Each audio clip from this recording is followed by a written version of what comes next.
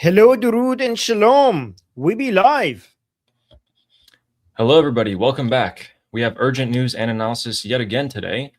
Today, we have more U.S. fatalities, power plants and bridges being destroyed in the Middle East, U.S. bases being struck again, statements from the Islamic Republic's foreign minister about Mojtaba Khamenei, Mossad infiltrations, as well as other things, and the Israeli Prime Minister and Chief of Staff expressing a desire to strike the Islamic Republic of Iran and being ready at any moment. In addition to all that, we have more news and clips to show you, such as the Islamic Republic supporters and what they're discussing in their political forums, and the full interview of the foreign minister of the Islamic Republic. So with that, let us focus first on the Strait of Hormuz. So last night, more strikes were conducted in the Strait of Hormuz by the United States Navy and Air Force. And if we take a look at that area, it'll be right around here. And I'm going to tell you something about this. So last night, the attacks continued, and they focused mainly on Keshm Island. Now, Keshm Island is the largest island in the Strait of Hormuz, as you can see here, and is host to many of the Islamic Republic's missile launchers and other such military installations like radars. It's an easy spot to hide them.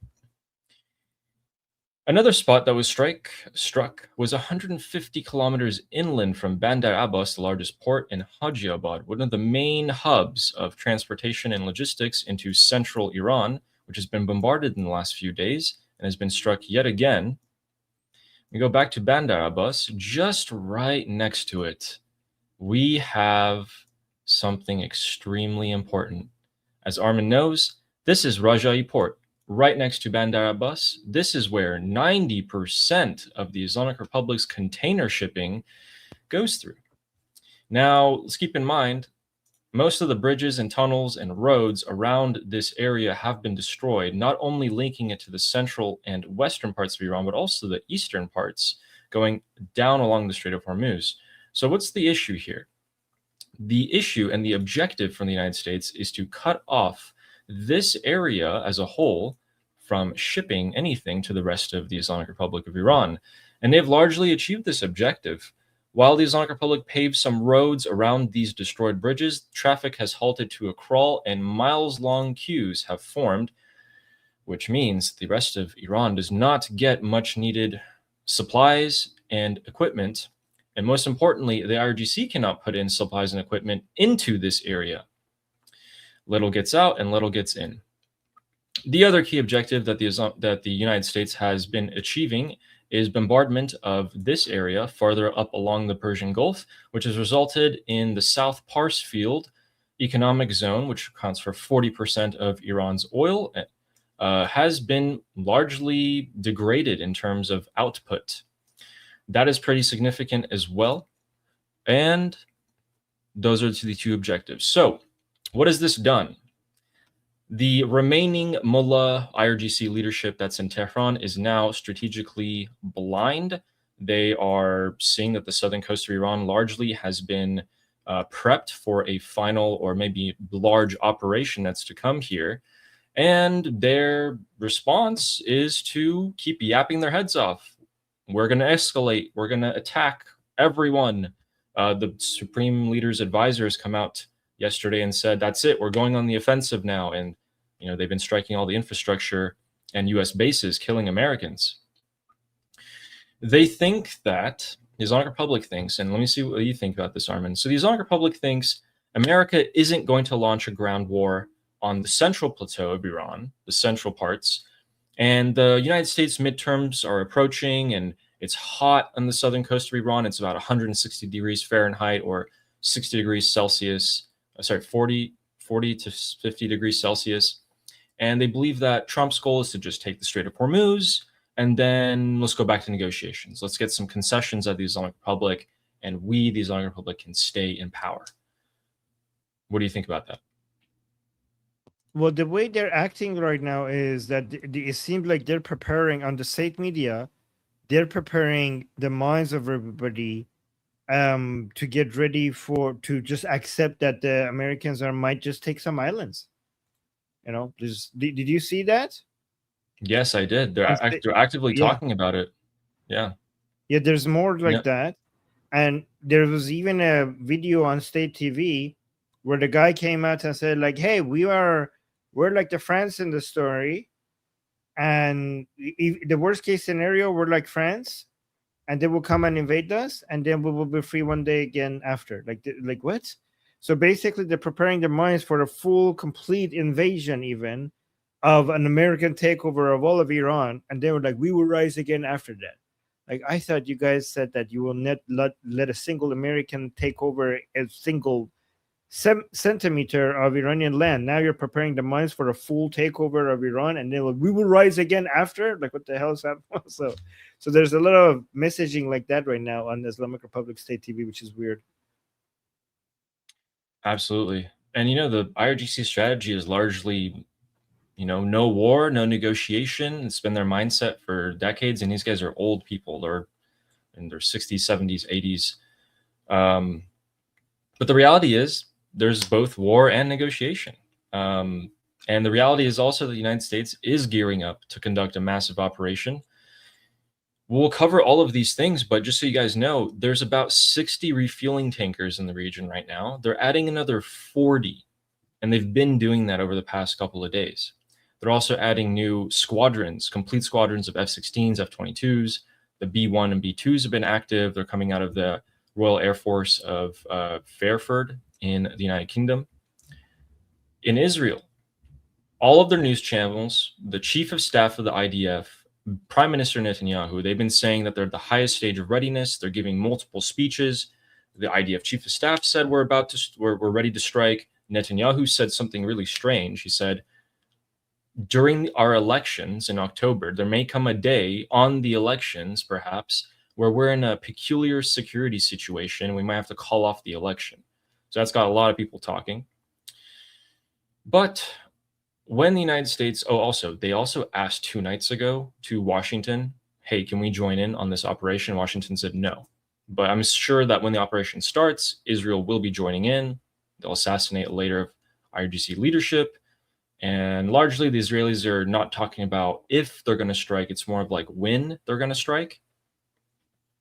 Then we go to the Islamic Republic. And in the Islamic Republic, Ghalibaf, the face, the most powerful man probably behind the supreme leader if he exists, is saying unity.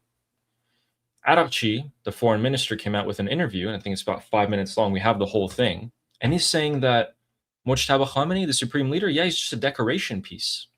And Mossad, they've infiltrated us at the highest level.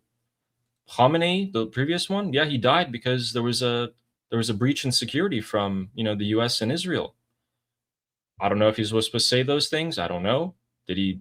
I don't know. But those are some pretty big things. And the top Iranian opposition analysts, so people like us, Morad Vaisi, has been largely saying for a while now that he believes in the top 10 to 20 people in the Islamic Republic, there are Mossad infiltrations or CIA infiltrations, most likely Mossad.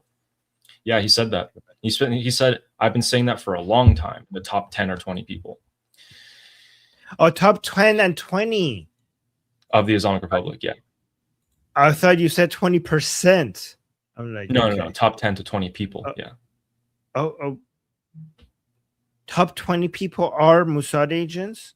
He's saying in the top 20, there are some Mossad agents. Oh, yeah. Okay. That makes a lot more sense. Okay. Yeah, that makes a lot more sense. Yeah. So,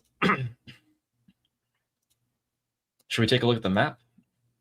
Yes. Armin, so actually we had more U.S. fatalities. So in the Jordanian base, first of all, they went ahead and they found the missing U.S. service member. They found his remains. They were able to identify his remains as him and have declared him a fatality. But there was also another fatality up here in Erbil. A United States bomb diffusion squad was diffusing one of the drones that the Islamic Republic threw their way that didn't explode. The bomb squad successfully diffused it, and the bomb squad itself did not suffer any casualties, but it seems like a U.S. soldier standing nearby was hit by shrapnel and was killed on the spot. So there was another U.S. fatality as a result of the Islamic Republic. In addition to that, right now there has been multiple ballistic missile launches for the past about 45 minutes now in multiple waves, targeting Kuwait and Bahrain from the Islamic Republic. And last night, what they actually managed to do to poor old Kuwait is that they hit a power plant right here in northern Kuwait. This is the same power plant they hit yesterday. And if we zoom in closer, we can see that the area is grayed out. It's because the area is on fire right now, and there's a huge plume of smoke in the air, but also to stop people from getting open source intelligence like that. So let's take a look at what this power plant looks like at the moment. There is blue fire coming out of it, some sort of electric fire there, as we can see. And Kuwait only has 16 power plants. This is the second one that's been struck multiple times at this point, also serving as a desalination plant. It's not looking so good for Kuwait because if we zoom out, we want to take a look at this same fire, we can see that this is the result of it. Let me actually mute that audio. So Kuwait has been undergoing some power outages, as long as inside of Kuwait City as well, a lot of their power stations are actually going offline quite constantly. So this is I forgot its name. It's called the Sabia thermal power plant in northern Kuwait. Again, struck multiple times, both yesterday and today. And the Kuwaitis are not very happy. We actually have some Kuwaiti pundits coming on to international media and cussing out the Islamic Republic and then getting cut off right when they do that. So we'll show you that in a second. But let's go to the most important thing that you guys want to see. Let's go all the way to Israel, where we are able to see that according to the New York Times, the United States is rushing additional warplanes, and we'll show you exactly what the list of those are, and support assets to the Middle East. So they're saying that Trump has decided they want to conduct a massive operation, which is largely what we've been saying for a long time. And we were able to see that these planes are these. So 15 F-35As, 12 more F-15s, 12 F-16s from the Aviano Air Base, and then 12 more F-16s from Sprengdahlem Air Base. So that's a significant amount of F-35 and F-16, F-15s that are coming in, plus another 40 refueling tankers, because refueling tankers need refueling tankers and jets need okay. Anyway, most of these jets were actually rotated out of CENTCOM and they're coming back in right now because on the jets, apparently, they were spotted to have the markings of kills. So on the nose, you put a little mark for every confirmed kill that the fighter pilot has, and those were from Operation Epic Fury.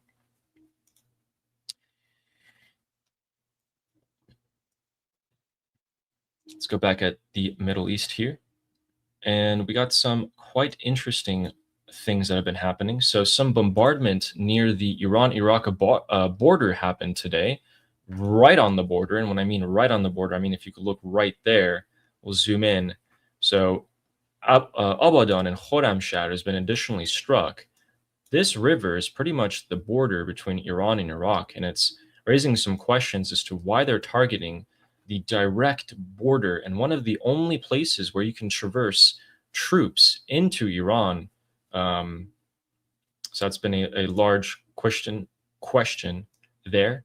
And just up the road, the United Nations IAEA branch has lost their heads today because there was a nuclear power plant in Dar Hovein in the Islamic Republic of Iran that was struck. People are freaking out about this unnecessarily. Let me clear up some misconceptions. This power plant was started during the Shah's time, so pre-1979. From then till now, it's still not been completed in construction because the Islamic Republic has had sanctions slapped on it. The Iran-Iraq war has largely thrown it out of service. And just in the past couple of years, they start getting some sort of electrical output out of it. There is no uranium there. The IAEA is freaking out. They're putting out all the statements. There's literally no uranium in there. There is no need for concern. The Islamic Republic has still not been able to complete that power plant. Just want to get that cleared out of the way for you guys. We go down into the Persian Gulf countries. We can see the usual clown show by Qatar, who has come out and put a proposal, which the IDF has picked up. The Qataris sent a proposal to the United States and Iran and said that the United States will stop the attacks and that Iran, in turn, will open 2 maritime routes in the Strait of Hormuz for 10 days. So they're calling for another halt of hostilities. This was already believed to have been rejected by the White House, a senior U.S. official says, but you never know. The Qataris are quite annoying in their pursuit of diplomacy, even though they gave the green light to the rest of the Arabs to continue strikes on the Islamic Republic.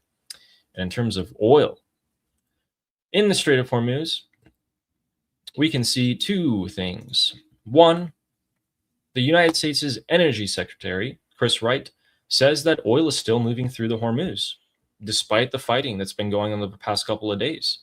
He's saying the flow is just under 14 million barrels a day, 2/3 of the traffic before the war happened. That's a very, very bold statement.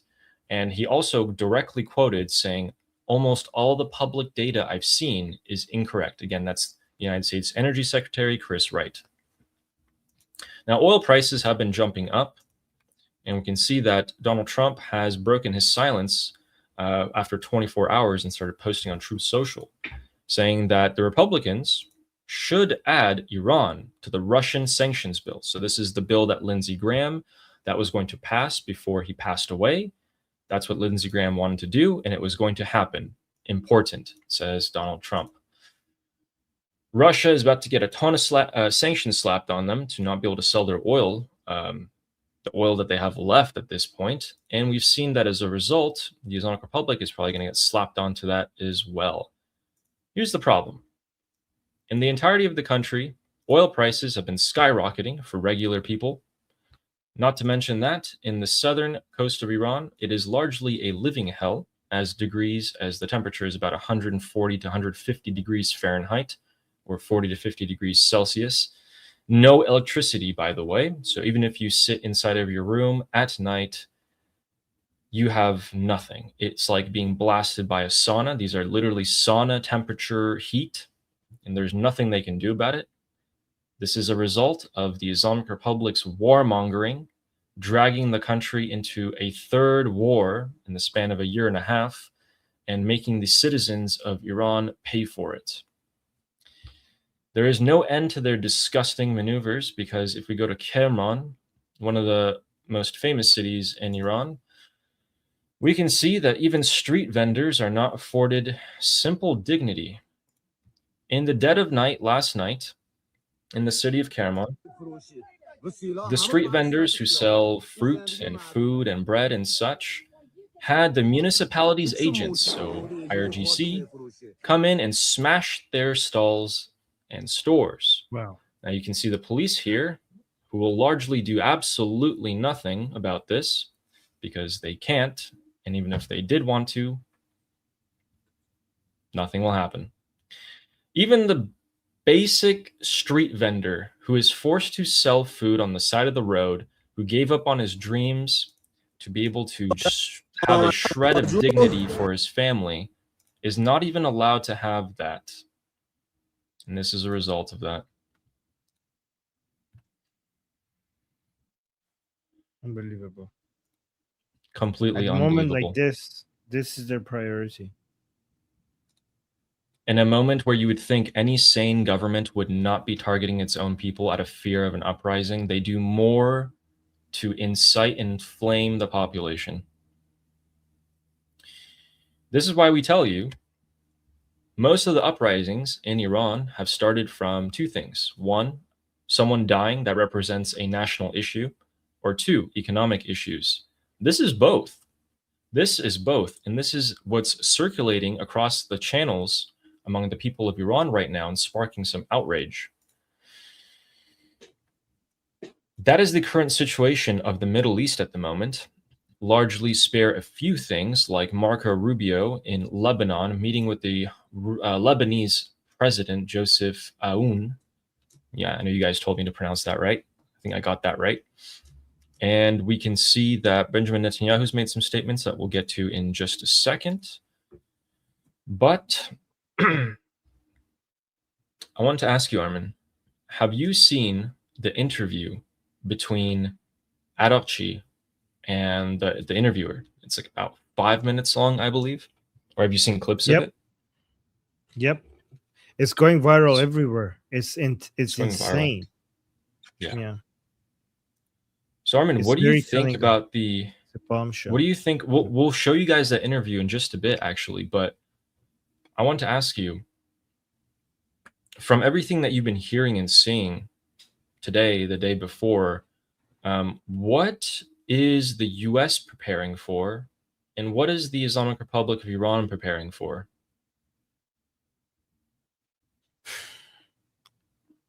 The Islamic Republic in Iran is preparing for massive US attacks.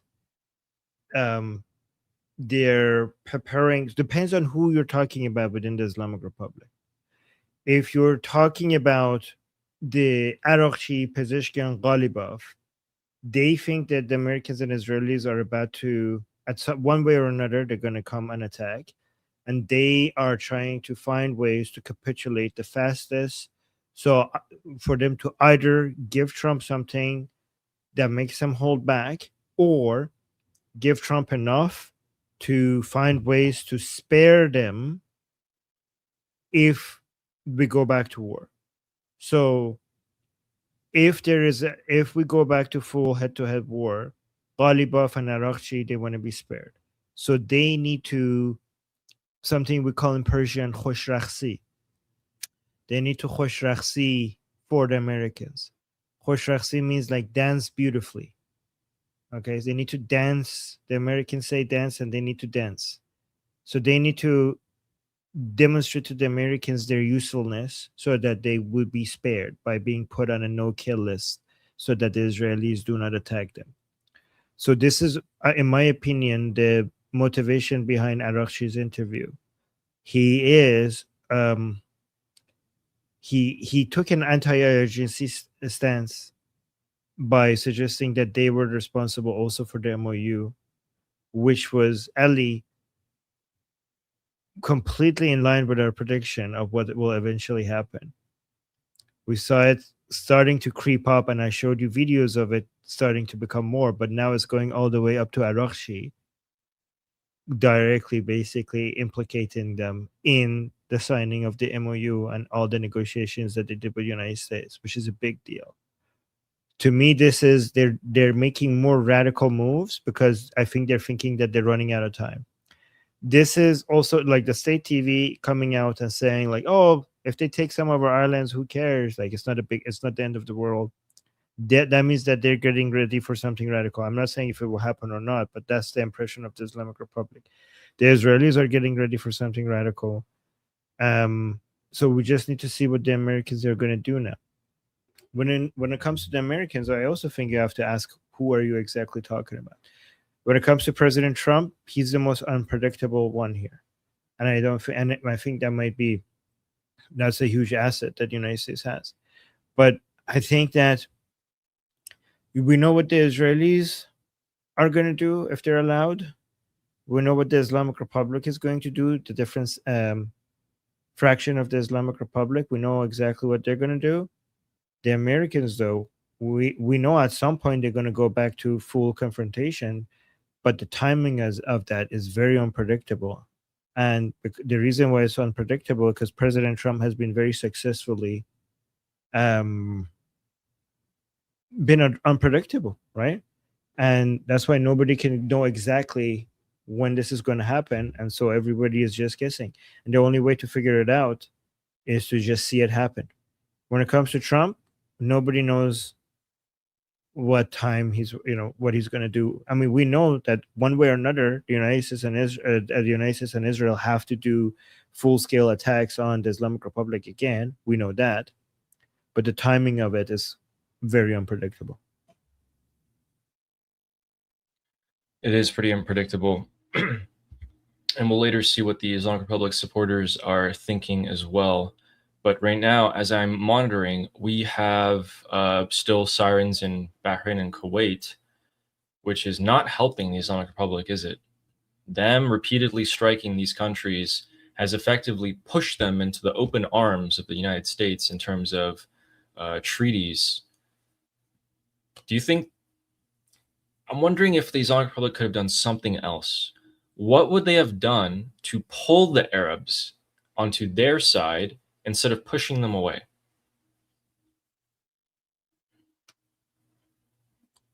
Wait, what do you mean? The bombing of Kuwait and Bahrain and UAE and all these countries, it just kind of forced them to adopt a closer role with the United States and Israel. But I'm wondering, like, what could they have done to actually bring them closer to the Islamic Republic side? What the Islamic Republic could have done? Not attack them, Yeah. maybe? Yeah, Maybe not bombing their civilian infrastructure would be a start. that's very true. They're bombing their infrastructure. Here's what you should be asking. What could have this Arab countries could have done to respond better to the Islamic Republic? Because one thing that has been pathetic is that they're all facing the same threat, but they're all having different policies and they're not working with each other. Like, not only these Arab countries don't see that they have to go under the security umbrella of Israel, they're not even working with each other against the same threat, which is weird. Like, you are all vulnerable, and one thing that unites countries and people is an external threat. But for some god, like, you're all Arab, you're all Sunni, you're all dealing with the same enemy, you're all in the same geographic area, and the one thing that usually unites people, which is an external threat, somehow didn't get you guys united. And you all have your own separate, independent, contradictory policies. Like, what the actual hell? Once again proving that if there's anything, that the only thing that you could unite these people is an external Jewish threat. But if a bigger non-Jewish threat threatens you, you still move against each other instead of finding a way to, at least for this short period of time, at least, I don't know, short or long, at least for this period of time, get your act together and maybe create a security pact with each other. But no, we can't have that. You all have to go into different directions with your own contradictory policies. And once again, this proves that these Arab countries need a Jewish country to come manage them and act like an adult in the room. Get under security umbrella of Israel, because you guys don't have your shit together.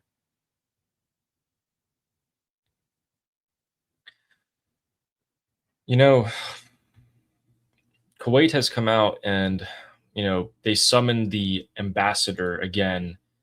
Jordan summoned the ambassador of the Islamic Republic again. And that's largely been their domestic stance on it, really. So other than letting the Americans fight for them, they just summon the ambassador. They, maybe get angry at him, and that's it. It's like, okay. It's like when you fight with your parents and they're super angry about everything, and then they kind of realize they messed up, and instead of apologizing, they just forget about it. It's kind of what's happening right now between the Arabs and the Islamic Republic. So, what I do think is going to happen pretty soon, it's hard to say exactly, this week, next week, but it's pretty imminent that a massive operation is going to take place. The IRGC will be suffocated logistically because of the southern port and the blockade. They'll lose control of the Strait of Hormuz. and more of the leadership of the Islamic Republic is going to be killed, probably by Israel. And then Trump will once again place a surrender document in front of them in the form of, hey, give us your uranium, your ballistic missiles, and your drone production, and promise that you won't do it again, which will shatter the internal ideology of the Islamic Republic. They'll refuse to sign that because of their ideology and because they just frankly can't. So there is a portion of Iran that's taken over in the south. The IRGC are severely limited by resources, both manpower and the moving of equipment in and out, because they have a mosaic defense structure. But if they can't move to support each other, it's when the Iranian people, from Prince Reza Pahlavi's final call, have their uprising, the IRGC are not going to be able to stop them. They're, of course, going to kill thousands of Iranians more, because they will. That has been in their blood. They've done it all the time. They will never stop doing it until they're gone, which is why they have to go. And the Iranian people will finish the job. They will finally destroy the Islamic Republic forever in the history of Iran. That is what I largely believe is on the books in terms of general strategy. But our first step is for the United States' response to be overwhelming. Americans have died. Their allies' infrastructure has been hit. I see no reason for them to take their foot off the gas pedal. And everything in terms of equipment and logistics suggests that I'm right. There's going to be some sort of operation coming. It's not just me saying that. It's all of the people in the Islamic Republic saying that. Israel, American analysts, everyone believes this.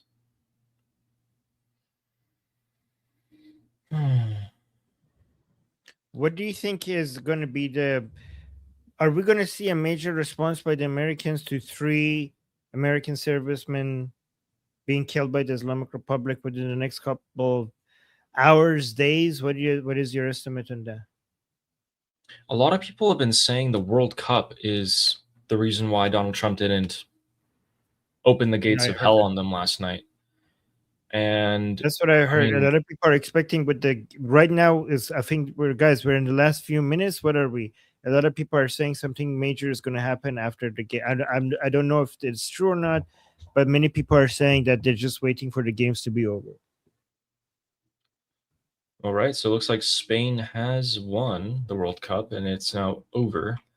It's currently 1:30 a.m. in the Middle East in Iran.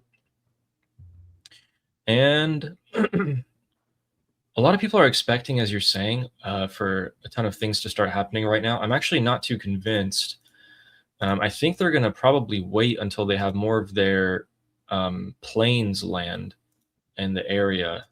They're still moving planes out of Qatar to not be hit by the Islamic Republic. There's still some moving pieces here, but you never know. You really never know, right? So is, Ooh. as Wheelman saying, is he going to hand the trophy and then immediately get on the phone and be like, do it? Or is he going to Trump wait a doesn't few more like days? Spain.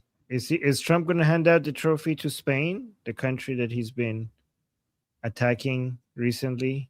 I mean, technically, it's a Spanish government, not the people.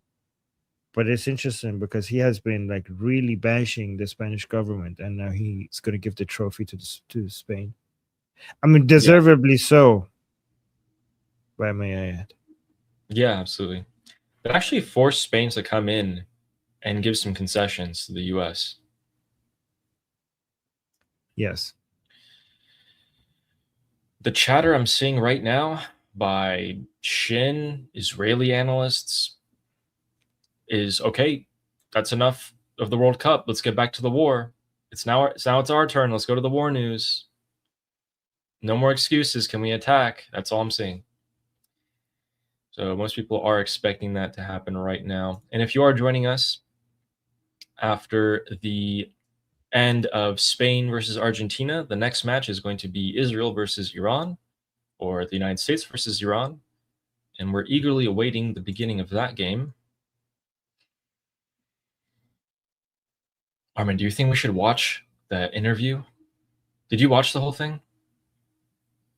I mean, we analyzed it on the Persian channel. Yeah, let's go. I mean, do you want to bring it up and pause and explain to people? Because it's Yeah. only 5 minutes, right? Yeah. It's only 5 minutes. Yeah. So you guys watched the whole thing? We watched clips, the most important clips of it, but I think if it's 5 minutes, Okay. we should watch. Yeah. Okay. Explain to people the significance of this before you share it. So, guys, these two people, okay, so the person on the left here is IRGC, Abbas IRGC. He's the foreign minister of the Islamic Republic. You have seen his face before. He comes out and he gives all these ridiculous statements. He's the one negotiating with the United States. He has Witkoff's number on his phone, his Kushner's number on his phone. And the guy on the right is interviewing him. They're going to ask some really interesting questions. So if you guys want to know about Mojtaba Khamenei, the new supreme leader, we get some pretty good clarification here. We also get clarification on, some of the internal workings of the Islamic Republic and Mossad. Let's take a listen. خارجه است که توی بیت یه جلسه شورای دفاعی که آقای شمخانی گذاشته، خود آقای خامنه‌ای هم که توی بیته.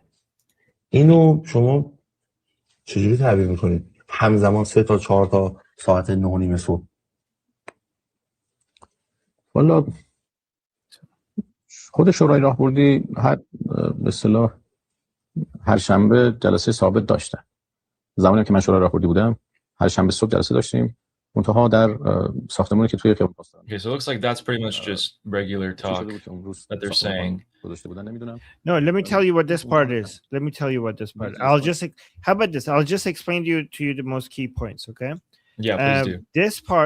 This part, he's talking about the interviewer is asking like basically why were they so many meetings happening at the same time in the office of the supreme leadership with the most important people, separate meeting. You had the supreme leader. So guys, this is so bizarre. The day before, the Israeli fighter jet killed Ali Khamenei. Everybody was wondering if this is what's about to happen. In fact, it was such a big expectation that if you go on my Persian channel, you can see the cover is Khamenei in his bunker worried, and we're like, are they gonna hit the supreme leader? The day before they cut the internet and killed supreme leader, that was the cover of our Persian channel. Everybody was waiting for that. So given that was what everybody was talking about, whether or not they're going to go in and kill Ali Khamenei, because so many signs suggested that something was about to happen. So we saw it coming. And then it all of a sudden happened. But given that this was such a big expectation of it happening, why did all of this happen? We had the supreme leader leave his bunker, come one level higher. We had the supreme leader bring his grandchild, little baby girl, next to himself. We had IRGC leaders, top IRGC leaders, having a meeting in the same compound. As if they're like, let's make this easy for the Israelis. Let's all get. We had most important politicians also in a separate meeting. In the same compound. These were not different places. They're all. So we had Khamenei, IRGC meeting, politicians all came out and on the same time, already in the same place for Israelis to just take them all out with one bombardment. So the interviewer is basically asking, but why? Why were you doing this? The correct answer is, so he's going to lie. But the correct answer is because for some reason they failed for the Americans tricking them into saying this is over, that we're going to negotiate with you. And Khamenei, and they all believed it. Right? But even if you believed it, why did you all get into the same goddamn area? Like, have you lost your minds? Right? But anyways, I'm not complaining. So he asks them that, and IRGC, first he says like, well, these meetings are scheduled from before anyways. This is something that happens all the time. So basically non-answer. But then he switches the question. He's like, the real question is who told him that this is happening? Like the infiltrator. We have spies. حفره اطلاعاتی, which means security holes. Is that a thing in English? Right. Yeah. Well, if Yeah, security security breach. vulnerabilities, security vulnerabilities, that's what it means, right? That we have to figure that out. Like we have to find the spy. So he changes the question, right? But it's interesting because they are the very people who get accused of being the spies. And now it's like, oh, we have to find the spy. And everybody is sharing this part of the interview. But Yeah. Ali, in my opinion, the more interesting parts of the interview is the part that he kind of starts attack, like sneaky, kind of like not directly, but starts attacking IRGC, which is completely in line with the trend that we predicted that would happening by suggesting that they are the ones who made the decision to negotiate and stuff like that with the Americans. And also he compares the supreme leader to a teacup, like a symbolic teacup that is just there to be pretty. So do you have those parts, those segments? Yeah, I'm sure we can find that clip. I mean, why did he compare the supreme leader of the Islamic Republic and Shia Islam to a teacup? I mean, you should ask him that, but everyone's interpretation is that he's kind of suggesting that the supreme leader is just symbolic and is like it's just there for decoration and it doesn't really have that much of an utility or something like that. That's what the way he was talking about it. Okay, so let's see what he actually says. Does he? God, guys, does he really do that? آتش‌بس پس با نظر آقا مجتبی‌ست دیگه. So this is, under the direction of Mujtaba Khamenei, right? ببینید اون روزها ارتباط با ایشون به شدت سخت بود. Look, those times, those days, communicating with Mujtaba Khamenei was very difficult. و ارتباط ما با کسانی بود که رابط بودند و مسائل از And we communicated with middlemen. So we talked to some people, then they went and talked to Mujtaba Khamenei. اون طریق منتقل شد. Oh wait, that's not the clip. I'm on Adochi Teacup. ایشونو Come on. همین وجود نداشت. چون ممکنه یه بار دیگه جنگ بشه بذار اینا نگه داریم برای اون موقع. I really want to watch the whole thing, but let's see if we can see. Maybe it says it right here. جلسه آقای شمخانی هدف بود و دفتر آقای شیرازی هدف بود و دفتر آقای حجازی هدف بود و خود دفتر خود حضرت آقا هدف بود. اینا رو زدن سریع. جلسه شورای معاونین وزارت هم زدن. اون از ساختمان شاید دیگه بود. میدونم. نه این همزمانی تعدد جلسات من طبیعی نه. Ali, ولی اون علی. واسه هر ساختمان Ali, pause it. Yes. I sent it to you on Telegram. I think I found it.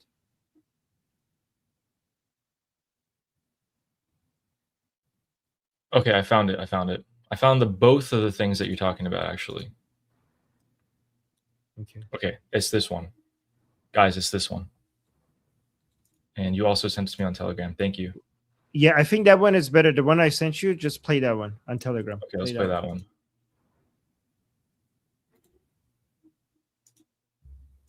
نظامی و موافق بودن. اصل کار نظامی. آتش Do you want to tell me what he just said right there? So he says, were the armed forces, were they in agreement with you? He says, like, they're always the main people. So he's basically saying the decisions always come. So guys, in this interview, he basically said that the decisions were not made by Mujtaba. The decisions were made by IRGC. He didn't say it the way I'm saying it, but when he said this is how sneaky they are. He's basically saying, well, did Mujtaba approve this? Well, Mujtaba was not accessible at that moment. And then they're also asking him, did the IRGC, the armed forces, agree with this? Like the IRGC is always, like the armed forces are always the main decision makers. So he's saying, if you're basically, without saying it, he's saying, if you're upset about anything, do you think this is the translation? Arakchi is like, you effing morons who come out and say death to Arakchi, like, oh, no to negotiations. What effing power do you think I have Do you think I control these things? Do you think I have any power? I have no guns. I control no industry, and I have no soft power. Obviously, orders come from somewhere else. So basically saying, where are the orders coming from? He basically ruled out Mushtaba, and now he's telling us that everything is mainly based on the armed forces. So he's basically telling the stupid pro-regime anti-MOU Iranians that you idiots, IRGC is ordering everything. It's not Mushtaba, it's not me, it's the IRGC. That's what he's saying. But he's not saying it as directly as I am saying it, but that's what he means. Does that make It sense, says Ali? this. Absolutely. Thank you. اصل کار نظامی. آتش‌بس پس با نظر آقا مجتبی‌ست دیگه. Oh, okay. So he's saying, so is the ceasefire based on the opinion of Mujtaba? Good question. Hmm. این چای مال خوردن یا دکور صحنه؟ نه شما بخورید داره سردم میشه. نظر آقا مجتبی‌ست دیگه. این چای مال خوردن یا دکور صحنه؟ نه شما بخورید داره سردم میشه. So he all of a sudden changes the question and he says, this tea that you put over here, is it for drinking or is this a decoration? That's when he asked that. So during the interview, he said that, is this for decoration or is it for drinking? And like, oh, you can drink it. Oof. Oh man. Isn't this gonna get him Because- flack? This is the foreign minister. And he just said that about the supreme leader. He's already hated by a lot of the people in the Islamic Republic's supporters, not to mention Iranian people. Him saying this about the supreme leader, Armin, isn't he going to get a lot of flack? Yep. Do you think he knew that? Do you think he knew it was going to land him this much criticism? I if I was him, I wouldn't worry about criticism. I would be worried about my life right now. If I was him, I would not care about criticism one bit. Based on these positions he's taking, I would be sleeping with one eye open every single night. Yeah. So there's two big confirmations in this 11 seconds. The IRGC supposedly run the show, but that's not the complete truth. And two, Mujtaba Khamenei? Who Mujtaba Khamenei? He's as decorative as this teacup. So Armin, why did he say the IRGC are the decision makers? This is Arakchi, right? That he's close to Ghalibaf? Is He's that playing both have anything to sides. do with it? I think Arakchi is playing both sides, by the way. Ghalibaf and IRGC. Okay. Yeah. I do think though, I mean the segments of IRGC, not all of them. And I think the new strategy is to take the blame off of your shoulder and just basically make everybody understand that if it's happening, it has the endorsement of IRGC. How could it not? They have all the goddamn money. They have all the goddamn guns. Stop coming at me. Stop coming at Ghalibaf. Nothing can happen. It's not the supreme leader. It's not Ghalibaf. It's not Arakchi. It's not Pezeshkian. Anything that gets a stamp of approval, war, peace, negotiations, MOU, deal, whatever happens or it doesn't happen, it's the IRGC.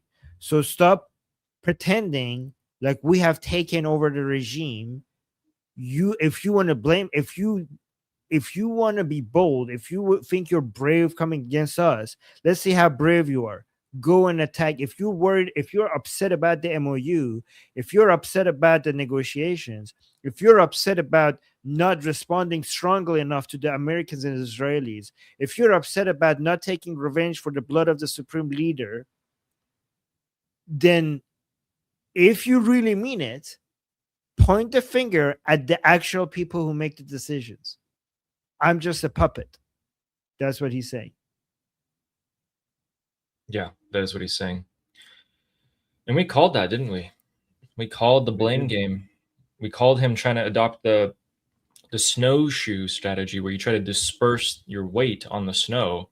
They're trying to disperse the blame to everyone, dragging everyone down for them to find an opportunity. There's two factions here. Ghalibaf's faction is trying to drag everyone down so that Ghalibaf can find an opportunity to get ahead, drown his opponents, get ahead. Do we have any updated info on what the IRGC might or could do? Do you think their strategy is still the same of, hey, wait it out? Well, okay, so the IRGC knows that if it keeps resisting in the Strait of Hormuz, in Lebanon, with enriched uranium, then the Americans will keep pounding them, even if it doesn't go as aggressively as OPEC Fury. It would be a death by 1,000 cuts, right? So they do need people like Ghalibaf to figure out a way if they could give the Americans something to back off. The problem that they have is that they're not willing to give the Americans the thing that the Americans want. Because if they do, then even if the Americans don't finish the job with them, the Israelis will. What do the Americans want? The Americans want the Strait of Hormuz to be open for forever, and the enriched uranium to be diluted and be taken out. Okay? If you give this to the United States, then even if the Americans say, like, okay, I mean, guys, I'm not saying there's going to be a deal. I'm just saying think about the mindset of IRGC. Put yourself in their position, okay? The reason why they don't want to do a deal is honestly because they're being smart about it. If they give this to the Americans, then even if the Americans imagine in a parallel universe, that doesn't exist, we come up with a situation that the Islamic Republic is like, here, open the Strait of Hormuz, here's our enriched uranium, bring in the inspectors, destroy all the enriched uranium facility. The Americans are like, okay, good. And the Islamic Republic, you're good? We're good? The United States, like, we're good. Islamic Republic, okay, good. Like, are you going to stop hitting us? Like, yep, we got what we wanted. I'm like, okay, shake on it, deal. In this la la land, that something like this would happen, that I'm not expressing reality, okay, in this la la land. What would happen after? What would happen after is Israel would look at this or like, oh my God, this is amazing. Look at this. They're completely vulnerable. You have taken everything. So you have a deal with the Americans and you prepare them for me to finish the job. There's nothing like you basically what you have done. You have completely disarmed the Islamic Republic. You have defanged them. You've left them like sitting ducks over there with nothing to deter. There's nothing to deter. So Israel was like, this is like a walk in the park for me. I was like, let me go and hit this and hit that. What are you gonna do? What are you gonna do? Like, it would be like stealing candy from a baby. That's how easy. I mean, it's easy already for the Israelis to do whatever they want in Iran, but this time it would be easy with close to zero consequences. So it's one thing for you to be able to do things. It's another thing for you to be able to do these things with zero consequences. And if the Americans take all of this from the Islamic Republic with deals, then they're so vulnerable that Israel could do whatever they want. And this is why, even though if IRGC wants to like allow Ghalibaf to talk to the Americans to give them something that maybe they will stop bombing us and stop killing us with 1,000 cuts, the problem is that the Americans want the thing from the Islamic Republic that the Islamic Republic would not be willing to give, because they understand that if they do that, it's over for them. So they have to choose a slow death or a fast one, right? So the fast one would be sign the deal, give everything up, and let Israel come and basically have their way with you, right? The slow one is resist and then keep getting pounded by the Americans until you get death by 1,000 cuts. I know, like, at least with the death by 1,000 cuts, we might have a chance. So let's resist. Does that make sense? Makes sense. I completely agree. The only thing really stopping Israel this whole time are the ballistic missiles. They're a really small country, and if you dumped all your ballistic missiles on them, they would incur significant casualties. But now that their ballistic missiles are what is it, like 4% of the launches we saw during the war? 5%? Now, let's just say they're saving a lot of them. Let's say the Islamic Republic, they have cleared out a lot of the tunnels, the missile cities, they brought the missiles out. They still don't have any launchers, but let's just say during this next phase, they bring out the missile launchers and they launch another 100 at a time, if they can. Israel's number one priority, they have two in this upcoming operation. Number one, assassinate leadership. Number two, take out the missiles. Because Israel's objectives are different than the United States. The ballistic missiles can't reach the US. The number one objective for the US is the Strait of Hormuz. Number one objective for Israel is overthrowing the regime, so leadership, but then two, the ballistic missiles that reach Israel. They're going to go after those launchers. And after those launchers are gone, and the missile cities are closed again, there's really not much that the Islamic Republic has in terms of deterrence. You also have to take into account the internal politics of each one of these. The Islamic Republic internal politics, Israeli internal politics, and American internal politics, right? So the Islamic internal politics, we have already explained that to you in great detail, and you guys, everybody who follows us, are now experts at this. Honestly, anybody who follows us is more expert at this topic than even analysts on this topic, right? Like, guys, Easily. there's nowhere else that you're going to get this level of detail when it comes to the internal politics of the Islamic Republic. When it comes to Israel, the main thing you need to understand is, first of all, the upcoming elections in Israel is about so many things. It's not just about Iran. Like, one of the main topics, for example, right now is whether ultra-Orthodox have to serve in the military or not. Okay, so they're dealing with a whole bunch of stuff. But when it comes to the Iran stuff,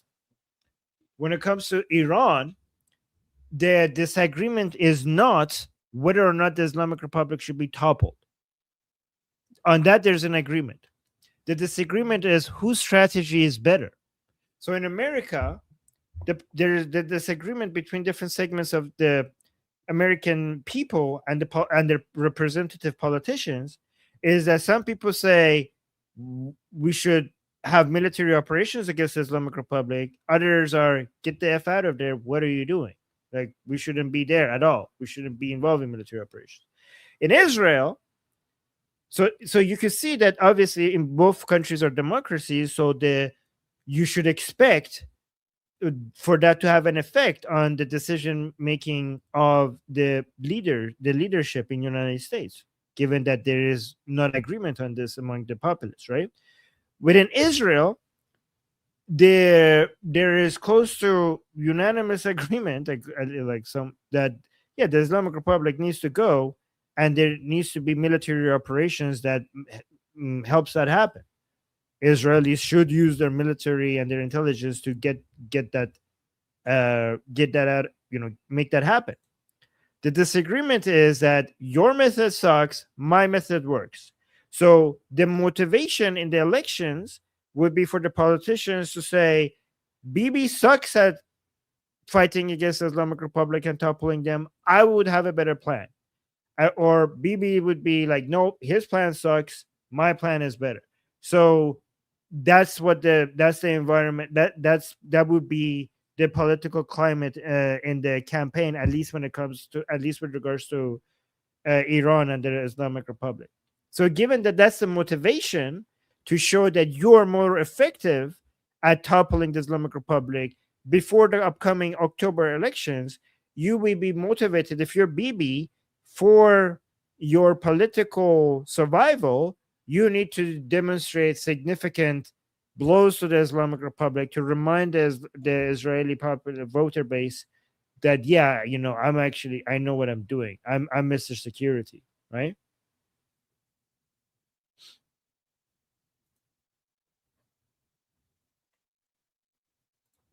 It's great points. That's why Netanyahu came out today, and I think this is a good time for us to show you guys what he said. He said, by the way, he also abruptly canceled his interview with Fox News that he was supposed to have today. But Benjamin Netanyahu canceled his interview today, no warning. He said it was because of security reasons. I don't know what's actually going on. It's a meeting or something. But he said during these elections, there may come a time, there may come a day in the elections where we have to suspend the elections or, you know, pause them indefinitely because of a unique security situation. It's exactly what you're saying. He has to show the Israelis he is the best at dealing with the Islamic Republic, more than the other candidates. And he's coming out, frankly, you know, he's did his part. He's been reminding everyone in Israel, saying, you know, we got this far because of me. We did this, we did that. And then he said the elections might be canceled, and everyone's freaking out. Everyone's like, what do you mean it might be canceled? And he's like, yeah, it might be canceled because the security thing of with Iran. He's saying the war with Iran, we might have to, you know, call off the elections here. And yeah, that's he's giving himself room.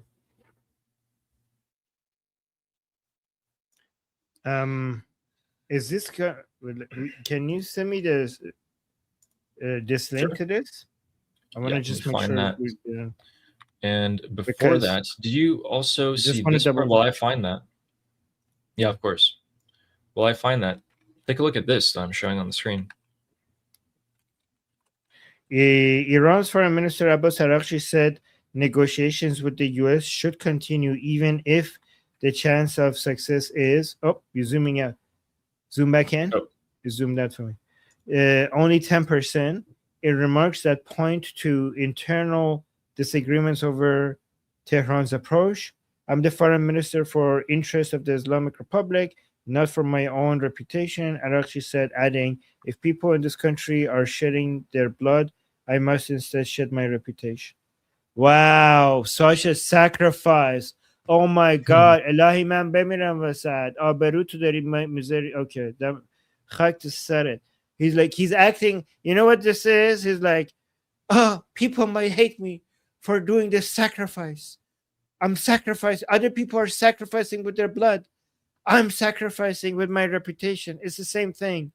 I don't care if people hate me. I'm going to do the right thing. People, your words, just bring in, like, you could insult me, attack me. It's okay. I'll accept it.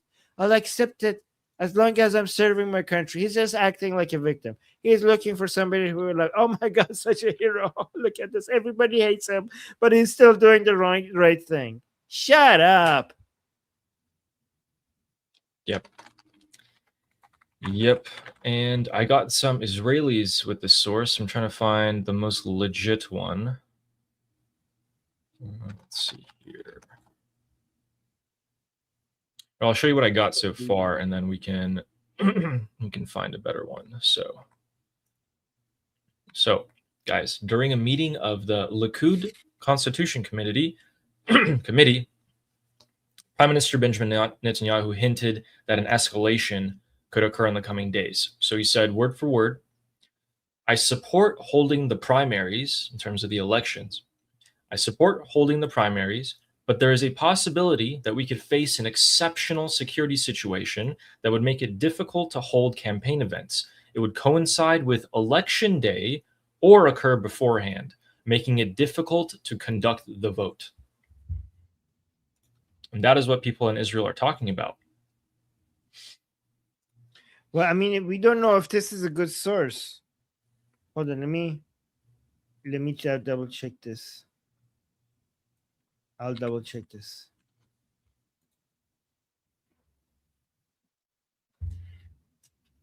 Okay, but you could go on. I will double check. I will be your research guy behind the scene. Ooh, I mean, I'm on the scene. okay. Guys, so Araghchi also said that the attack on Supreme Leader Ali Khamenei's residence that killed him was carried out through a security breach, and that breach still exists. Not my words, his words. Then he also said that the security breach, the one that still exists, is continuing to influence the Islamic Republic's policy making and decision making. Can anyone take a guess at what that means? Let me look at the chat here. What does it mean when Araghchi says the security breach that killed Khamenei still exists and is influencing our decision making today? Someone's saying Qani. Someone's saying Araghchi is probably the breach. Someone's saying double agent spy. I mean, guys, I don't know if Araghchi is the one there. I think he's caught wind that someone is, and he's trying to allude to that fact. He doesn't know who it is. He just knows that someone is. I think he just okay. You go ahead first, and then I'll. No, that's what I thought. Yeah, but I think this is what you have to say these days, because if you don't say it, then you're the spy, right? Like everybody knows that there's a spy. So if you're like, oh, everybody like, oh, who's the spy? Who's the spy? So if everybody's saying it and you're not saying it, then people are like, oh, okay, well, it's him. So you also have to come and say like, oh yeah, there's a spy. Who's the spy? It's like, who farted? It's exactly like that. Like, what does it mean? Right? Like, yeah, who did it? These guys, they never fail to entertain, really. Take a look here to see what I can show you. Oh, I think it's time for a funny clip. We also have alligrams today, but let's just watch this funny clip. Oh boy. All right, so keep in mind, guys, this is on Saudi TV. The guy on the left here is a Kuwaiti pundit. He's a, analyst. He talks about the current situation. And given that Kuwait's been hit real heavily, what do you guys think he's about to say about the Islamic Republic of Iran? Let's take a listen. I think it's in Arabic. شكرا لوجودك معنا في هذه. اسمح لي بس اوجه رساله اخيره. اسمح لي اوجه رساله اخيره عبر العربيه من فضلك. نعم، رسالتي هي واحده: ألعن ابو ايران على ابو من يحالف ايران. استاذ علي لا تصل الامور الى هذا. Right there, guys. Right here. هي واحده: ألعن ابو ايران على ابو من يحالف ايران. استاذ علي لا تصل. Guys, he started cussing out the Islamic Republic of Iran, and they had to cut off his audio and say, okay, yeah, we're gonna go to our next segment here. It was too good. Really? Can I does see the anyone speak caption? Arabic? Yeah, does anyone speak that's Arabic? I don't know crazy. exactly. So he says, apparently, okay, according to this guy who's an Arab, says, "God damn Iran and whoever allies with Iran," and then he started saying more, and the channel cut off his audio. Why would they cut him off? Like, is that how scared? Wait, what TV is this? This is Saudi TV. Wow! Are you cowards? Freaking cowards! You guys They don't wanna cannot be even seen. call out the Islamic Republic on TV. That's how afraid you are. Is this real?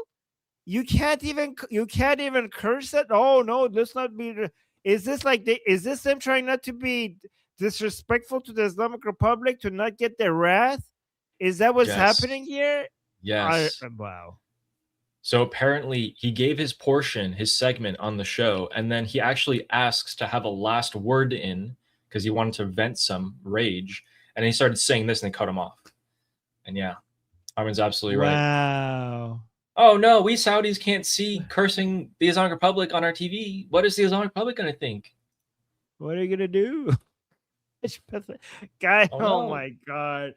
You guys need Israel. Seriously. You guys, Saudis, listen to me. This is pathetic. You guys need Israel. You know it. Stop it with the whole Palestinian cause BS. Stop it with the two-state solution requirement. You guys are so scared. Wow. Okay. You guys need Israel. Go get Israel. Go get a big boy to come save you here. Okay. You guys are being bullied around. You can't handle this. And should we take a look at what the newspapers in Iran, the regime newspapers, are putting out right now? You want to take a look? Yes. Okay, I found some of the covers for them. Nice take a look hijab, here. by the way, that Arab guy. So, what does this say? As Ordon, oh fucking hell, guys! Can you put the image on something that is not Telegram so we could see the whole thing? Yeah, maybe I can like just put it in a browser. Yeah. Oh fuck, God, disgusting! Doesn't really let me do that. Do you want to send it to you? Sure, just send it to me. Okay. So, guys, oh my. Are you kidding me? Yep. So there's that. And then there's also newspapers about Adalci's interview as well.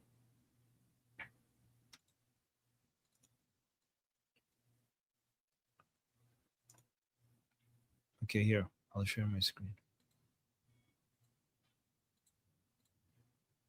So, guys, look how vile these people are. This is supposed to be the American soldier that they killed. You see this? I told you to brace for this. I told you these people are going to celebrate in the most disgusting, vile way, right? So this image is supposed to represent the American soldiers who just died in Jordan.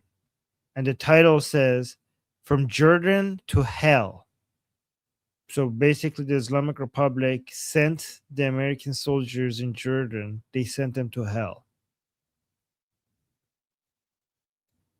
The reason why they have Israeli flag here as well is because they consider the American soldiers to be slaves of global Zionism. So these are the Islamic Republic missiles basically taking out the American soldiers out.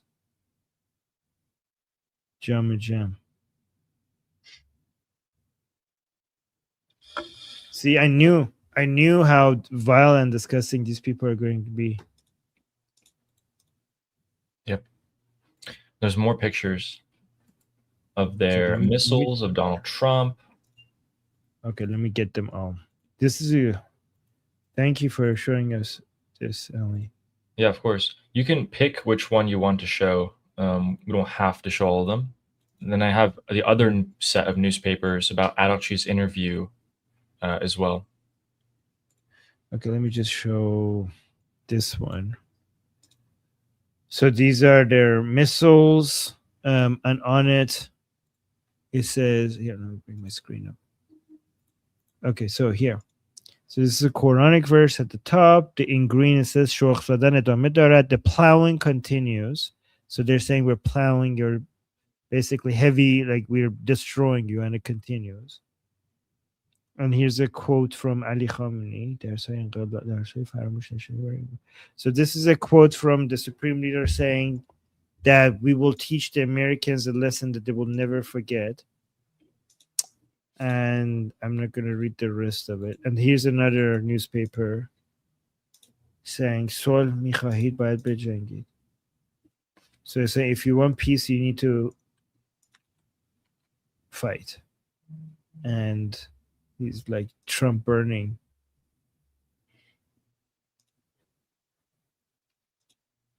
Anyways. But this one, god damn it, look at this, so vile. Oh, here, look at the text at the very top. Let's see what this is over here. کشته شدن نیروهای آمریکایی در حملات موشکی موفق ایران فشارها برای جنگ طلبان را افزایش داد. Wow, so they're saying that our successful killing of the American forces in our missile attack has put more pressure on the warmongers, meaning the Americans. Yeah. The warmongers. Yes. Ooh. Yes, absolutely. So you're saying that here it says that the fear of the oppressors, like the Americans, as from the the millions who came out in the funeral. So basically, the Americans are scared of that. It's just all propaganda. Like, this is so Yeah. all propaganda. Then we have, I have one as well, and I pulled it up and made it larger. Let me show you this. Just take a look at what they're saying about Araqchi's interview. So, oh, it's not zooming in, huh? Wow. You can send it to me if you want. Okay. Yeah, I sent it to you. Just It's open it. on Telegram. You could open it in a browser. That's easy. That's how you zoom in. Okay, let's try that right now. Okay, I got it. Ah, yes. Okay, you could. I got it. You got it. Go. I got it. Okay, here it is. So let's see what they're saying about these in the headlines here. Again, guys, this is where the foreign minister on the left there came out and said a lot of things that he maybe wasn't supposed to say under ideal circumstances, but he's saying this to save his own skin and to push the blame on the IRGC.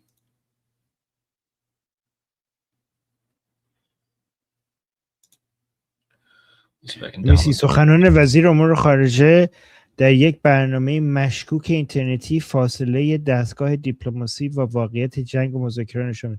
Wow, they're attacking him. So جهان موازی عراقچی. Hey, that's my line. Guys, look at this. It's saying in a parallel universe. I was going on about a parallel universe that this deal will never happen. And this newspaper is saying the same thing. The parallel universe of Araqchi. Okay, the parallel universe of Araqchi.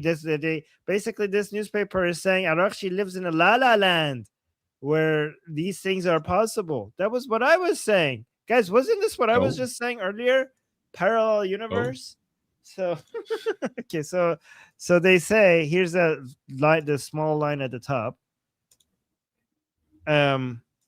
He's saying سخنان وزیر امور خارجه در یک برنامه مشکوک اینترنتی. The words of the foreign ministry in a suspicious internet program. This program is suspicious.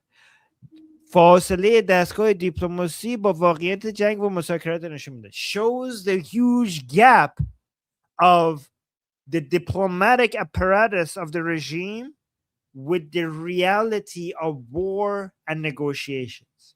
So basically, this newspaper is saying if the reality of the nature of war and negotiations is over here, then the understanding of the diplomats of the Islamic Republic is like so far away. Like the gap is huge. So basically, this Islamic Republic newspaper is saying our diplomats don't understand anything. They're stupid. They're so deluded. So they don't understand the reality of war. That's what this newspaper is saying. So as we predicted, by the way. There's also this.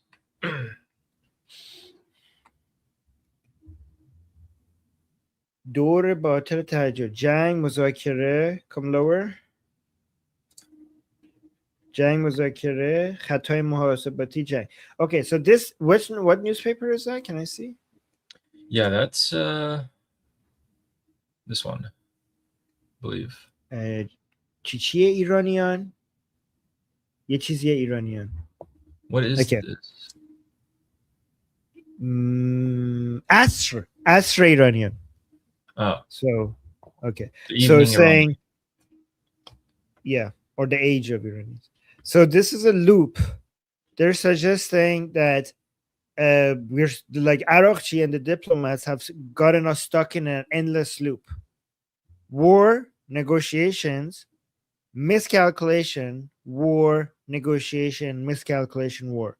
So you can see that the newspapers of the Islamic republics are attacking Arokchi and saying that he got us stuck in a deadly loop that is destroying us.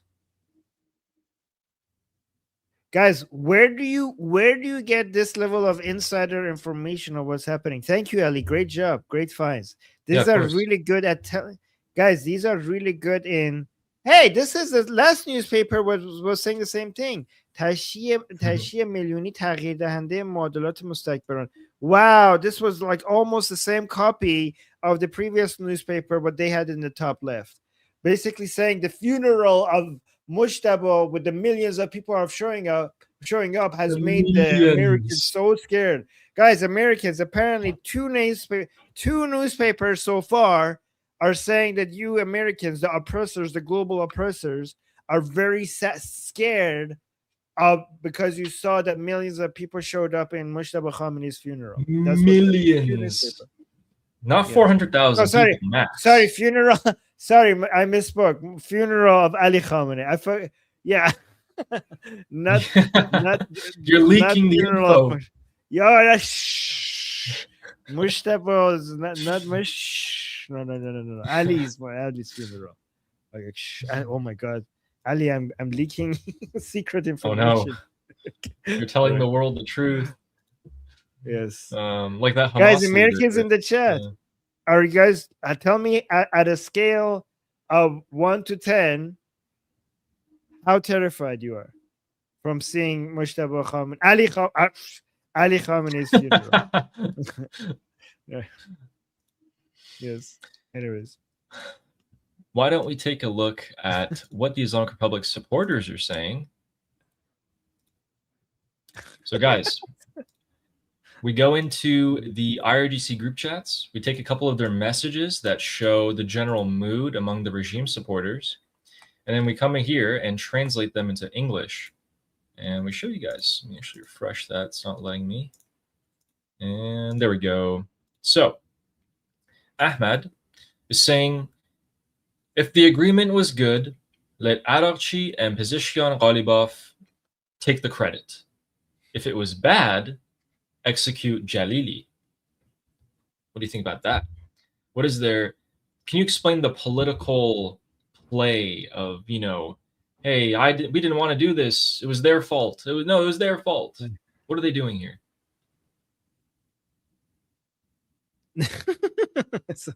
Wait, can I see the original version? This guy, yeah, this of course. Guy's a comedian. Guys, it's always a little bit better in Farsi, but we do our اگه best. طرفا خوب بود جایزه شرق فیزیکیان بگیرن اگه بد بود جلیل رو ادام کن. Okay, I don't know. What is this guy trying to do? Is he trying to say that everything yeah, go on?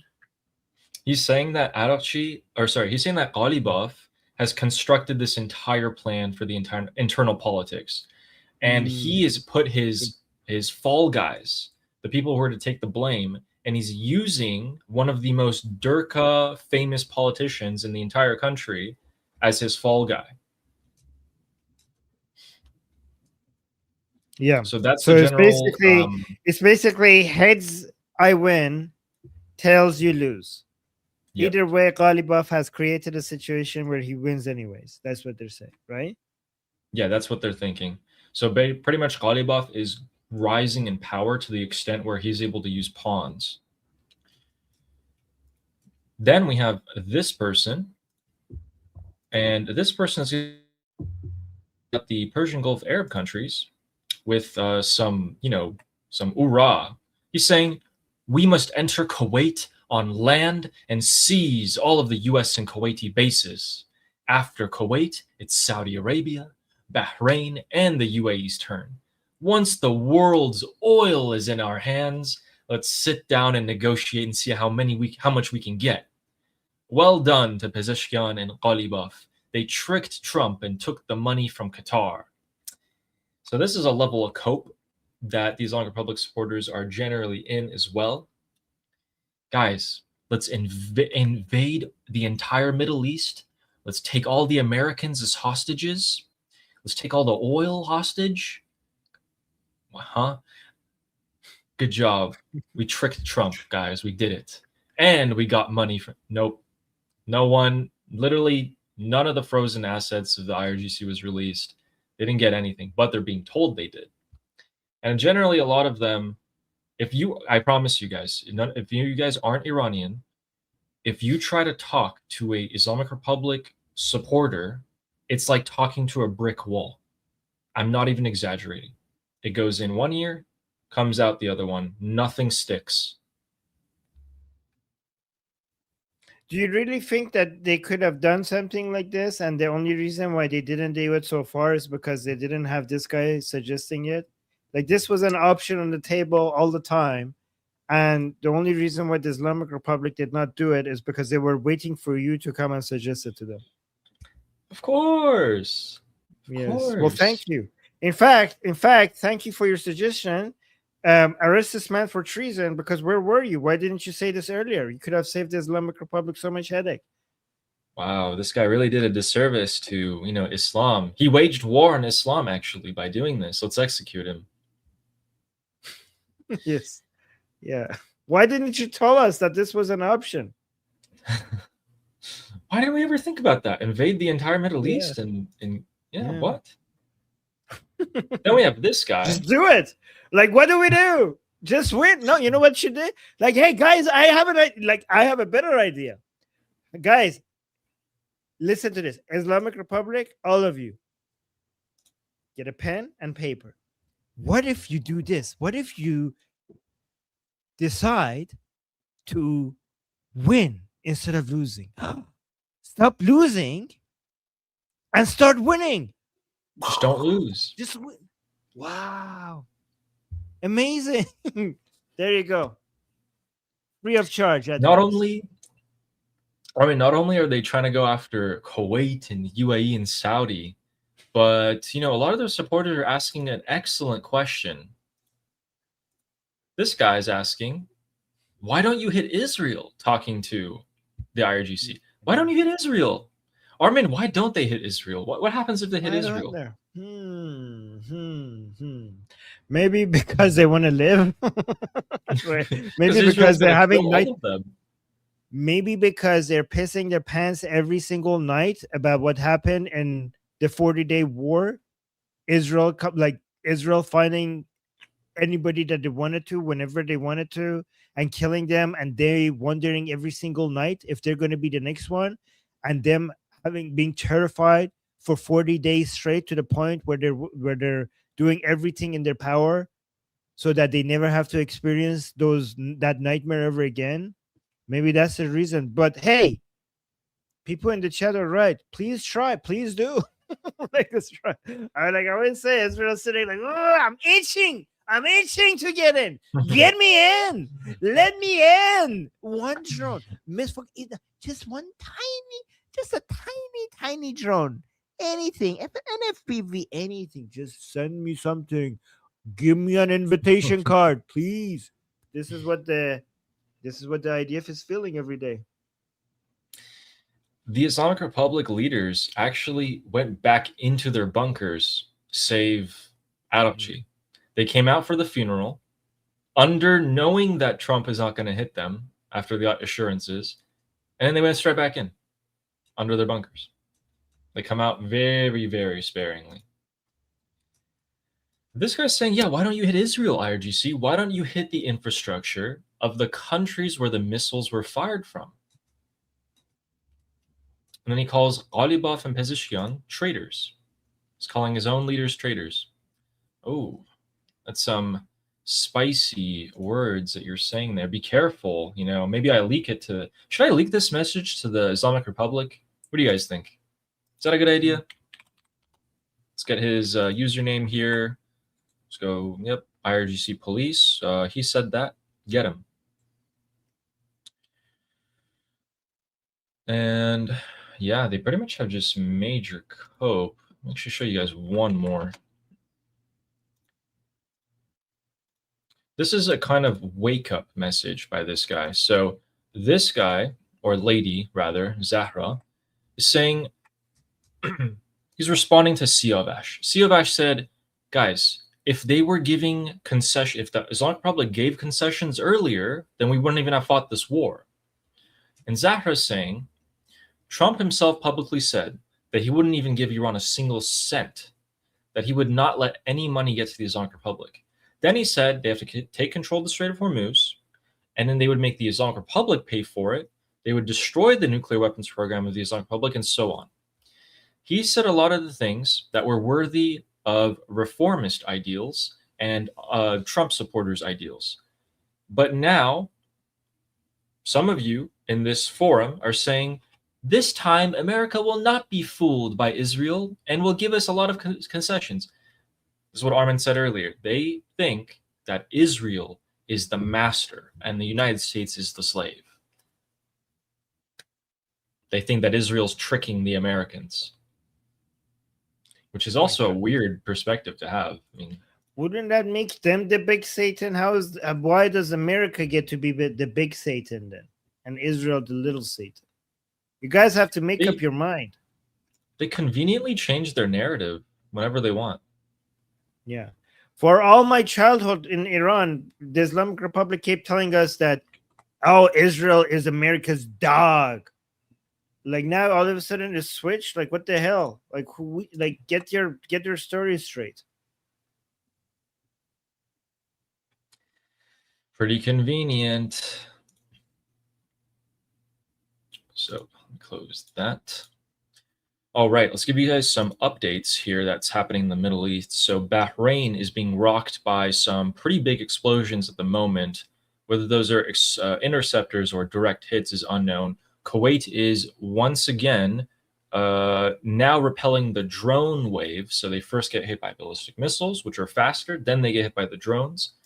They're intercepting those at the moment, but of course some will get through. It's unclear what they're targeting, but maybe the infrastructure once again, just like they did the day before and the day before. The Iraqi terrorist organization known as the Islamic Resistance has issued a statement. They came out and said something pretty embarrassing, to be honest with you. I'm not going to bore you with the Islamic jihadi nonsense. They said, hey, we, the Islamic Resistance, we just want to make sure everyone knows that we are directly fighting against the Americans, and we're going to keep on fighting, especially if the Islamic Republic gets hit. We're going to keep on fighting, okay? We're going to do everything we can. But this time it wasn't us. We didn't do it. We didn't kill the Americans. We didn't hit the base. That wasn't us.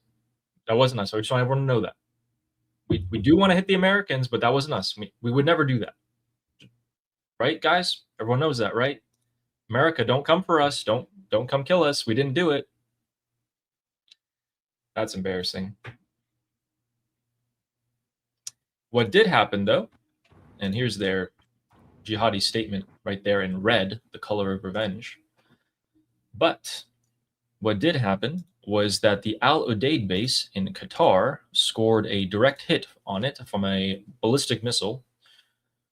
So that warehouse on the left is actually a hangar for aircraft, and there is let me read the measurements real quick. It says the missile impact left a crater approximately 76 meters in diameter. That's 250 feet.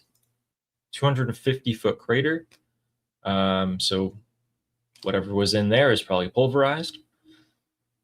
Remember, the Al Udeid base was hosting about 40 to 50 refueling tankers, the majority of the refueling tankers that are now being moved out of the area back into Jordan and Israel and to Saudi Arabia. We're adding a lot more in preparation for this next war. What else do we have for you guys? We also have what's not happening. So Iraq has been bombarded constantly tonight, but the Islamic Republic has not been bombarded. I actually find that pretty strange. The Islamic Republic is not being bombarded tonight. It was bombarded a few hours earlier, a few hits, which prompted a ballistic missile response, but we actually don't hear anything. No American jets over the Islamic Republic, no southern coast action, nothing. Is there anything that comes to your mind when you hear that? Why is it that we're not hearing anything tonight? I mean, yet again, another U.S. service member was was fatality today. It would be hard to believe that the Americans are not going to respond. So maybe this, I mean, if they don't respond big, obviously that would be unacceptable, right? So Yeah. the best we could expect is that this is the silence before the storm. That they're basically waiting. I mean, President Trump is occupied, right? Leaving FIFA and handing out the trophy and everything like that. So maybe they basically everybody is waiting for him to go into the situation room where they could finalize the plan for something big. That is the most optimistic take. Yeah, putting on some more information onto that, Trump basically told Dan Kane and Brad Cooper, if the Islamic Republic does this, you do that. And they're given general direction for like if then. Islamic Republic still, I mean, they carried out and we're not seeing strikes. That's telling me that Dan Kane and Brad Cooper, the commanders of this operation, have decided that tonight, instead of striking, they're perhaps going to prepare for something.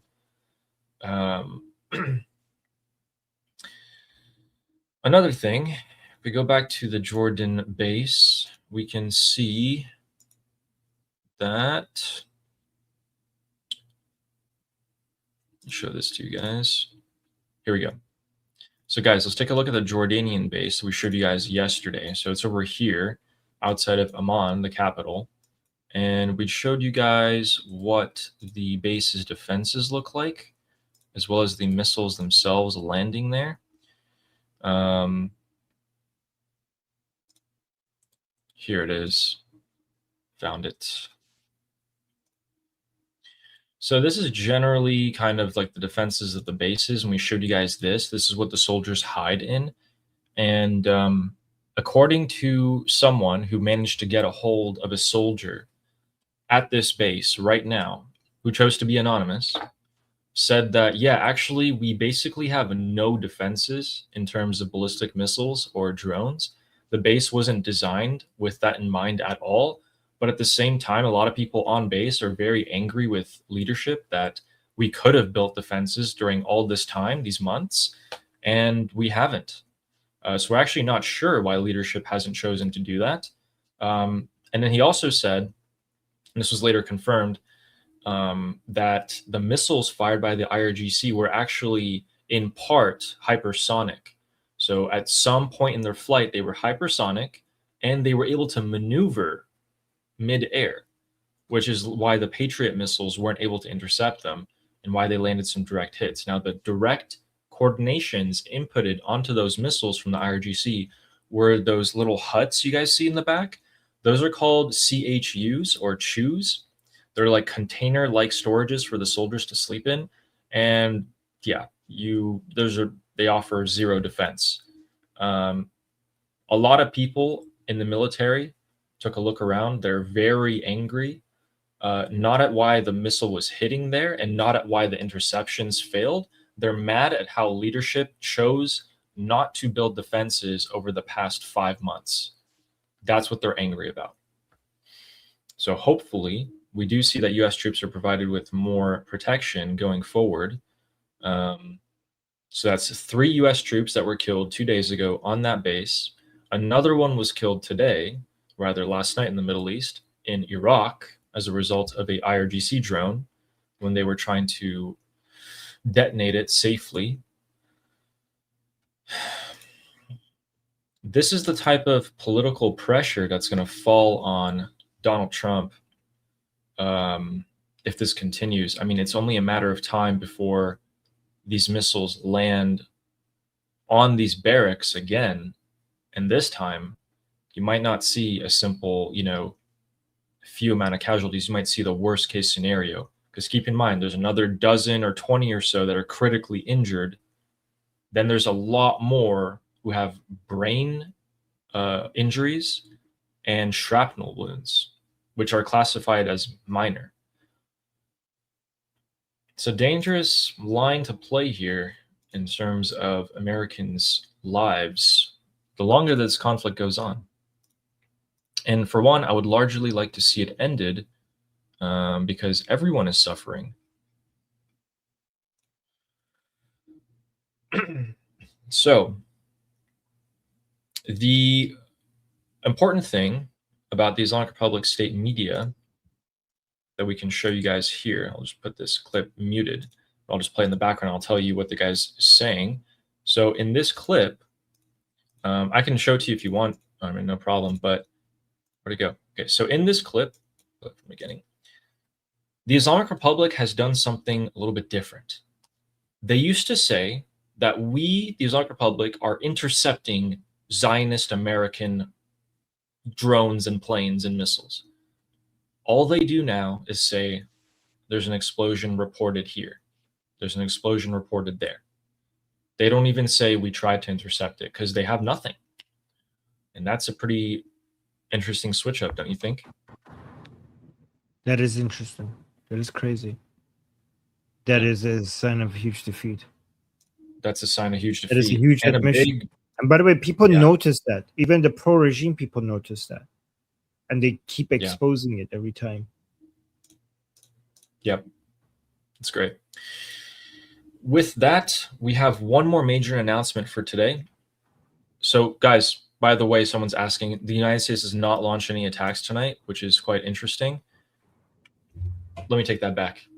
Wait, pause. Let me take that back. As of 60 seconds ago, we actually do have strikes. So our very own Vahid Online has confirmed. So these are Farsi messages that he gathers from people in Iran in those locations. And let me just translate that for you so we can see. Okay, it's not working. Ooh. Refresh that again. So the Islamic Republic is, okay. Armin, could you please read this for us? They're hitting Mahshar and the etc. Let me zoom in a bit more. پیام‌های دریافتی ماهشهر صدای انفجار اومده میگن سر بندر سلام وحید جان. Okay, so he's just reporting. These are his direct contacts. Multiple different contacts that he has. Several explosions in Tabriz. Ali, 10 minutes ago. Tabriz is northwest. Sarbandar, is that? Wait, he said Tabriz here. Where? No, Shin. Look at Shin. 10 minutes Shin ago. did. Shin. Perfect. Okay. East Azerbaijan Take a look right province. now. So if he says blast, did he say blasts or explosions? Explosions. Explosions. Okay, let's take a look. Guys, look. So we have the airstrike on Mashhad, which is, let me show you guys on the map here. All Guys, right, looks like we do this have. is way up north. So first of all, Mashhad is down here. It's right there. That's normal. Bandar and Mashhad. That's normal, right? We've seen that in the southern coast. But all the way up here is Tabriz, the largest city in the northwest. And that, Oh my God. This could that be is new. Is this the beginning of the Ali, U.S. response? Two more blasts. This one is blast. Khorramabad, Lorestan province. Okay. Like blasts. it's like west. Yeah, so Khorramabad is up here. So guys, Khorramabad blasts usually means missile launches. We have breaking news all of a sudden. We have CENTCOM statements. Let me pull that up for you guys. Things are lining up. All right, CENTCOM as of 34 seconds ago is saying, we began conducting a new wave of strikes against Iran at 7 p.m., so that's 15 minutes ago, for the 9th consecutive night. The strikes will continue degrading Iranian military capabilities used to attack commercial vessels and civilian mariners transiting the Strait of Hormuz. Okay, so it looks like they're going to do their regular strikes along the southern coast of Iran, but we're already hearing explosions up there. Could that be Israeli, guys? Could that let us pray to? I'll pray to the IDF. You guys could pray to your favorite deity. Is this Israeli? Is the Israelis fighter jets? Because CENTCOM is talking about southern. Guys, if this is Israel is starting. If this is Israel is starting. Because CENTCOM is talking about southern operations. We're seeing Tabriz. We're seeing Loristan. We're seeing Sistan Balochistan as well. So all the way over here to the only oceanic port in the Islamic Republic of Iran. So that's Spozins normal. in That's the Chabahar. same as that same old stuff. I'm talking about the Tabriz one. That is Chabahar just happened as well. Yeah, I saw that. But the Tabriz one and the Khorramabad one, that is not same old, same old. That's like west and north. Chabahar, Konarak, yep. Okay, so that's what we've seen so far. Tabriz is confirmed by everyone. Okay. That's very Indeed. interesting. Yes. Okay, so Tabriz. Oh wait, these need to be moved down.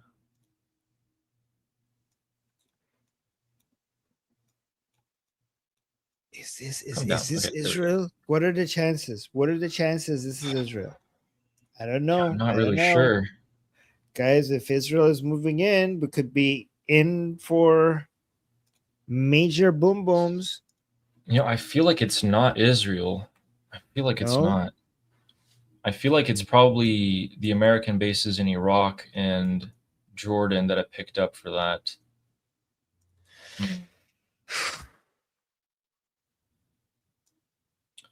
Okay. We got everything out of the way here. You know, دلم میسوزه برای جنوبیا. The people in the south really are suffering at the moment, no matter what Very. happens.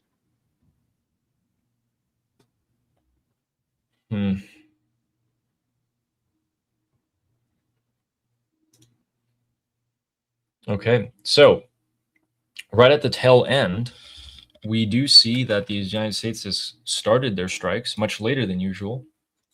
Let's read some super chats and see if we can get some more interesting news come out.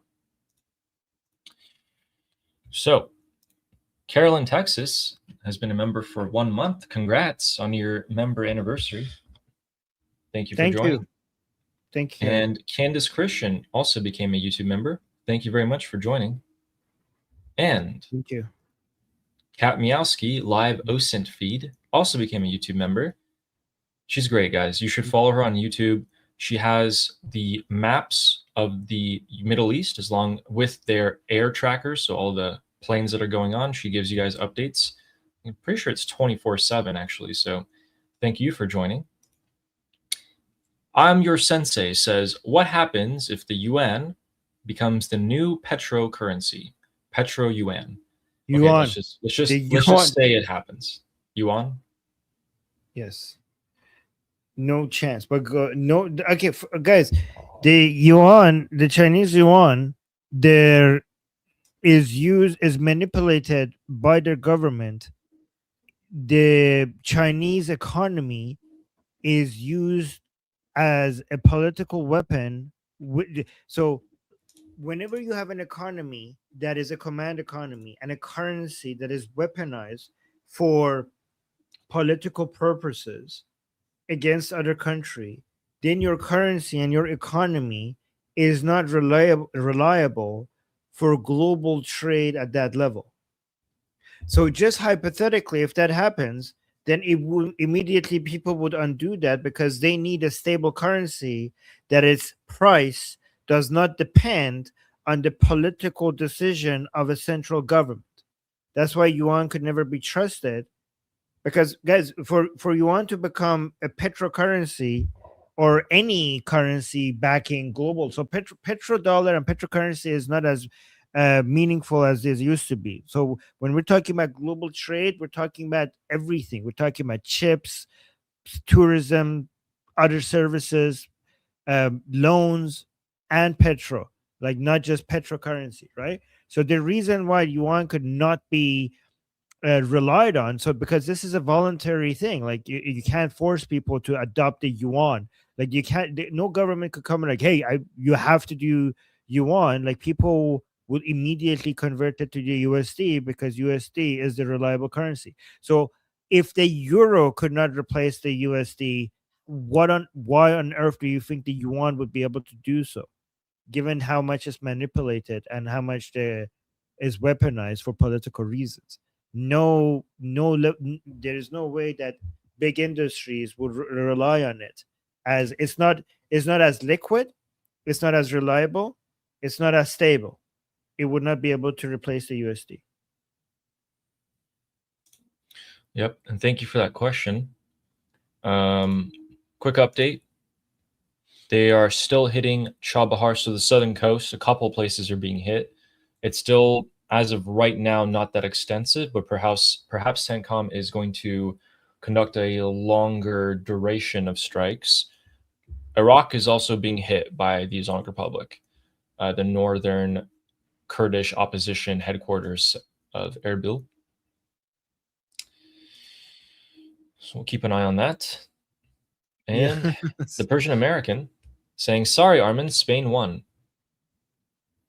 Yeah, But I didn't did see the they? goal. They did. They won the soccer game, but did they actually win? Because when it comes to government, I still think Argentina, where it matters the most, Argentina win. Argentina. Yep. Thank you, Noah, for the super chat. And Fleshy Interloper is saying, "Aw, poor neglected super chats. Blame the World Cup." Well, Yes, looks like some of the people Ali. who were watching the World Cup came. Yeah, Ali got to confetti, and I didn't. I'm like only halfway there. So Ali got to Oh. confetti before me. This is the first time Yeah. that's ever happened. Wow, everybody is on Wow. Ali's side. Look at that. Everybody has abandoned me. And I only have 5 super chats today. Wow, everybody is just on the other side. That's great.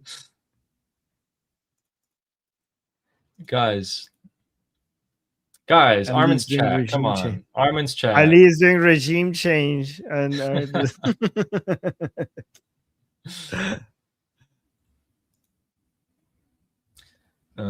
Thank you for that, Fleshy, who also said, "Brief CENTCOM, any heavy bomber attacks?" Not yet. Not yet. Just very unusual that Tabriz had explosions northwest of Iran. That place hasn't been hit in a while. There was a lot of unconfirmed explosions in the center of Iran today, but I couldn't get any confirmation on that. But hopefully soon, Fleshy. You know, they just started 25 minutes ago. Continuing to degrade the southern coast.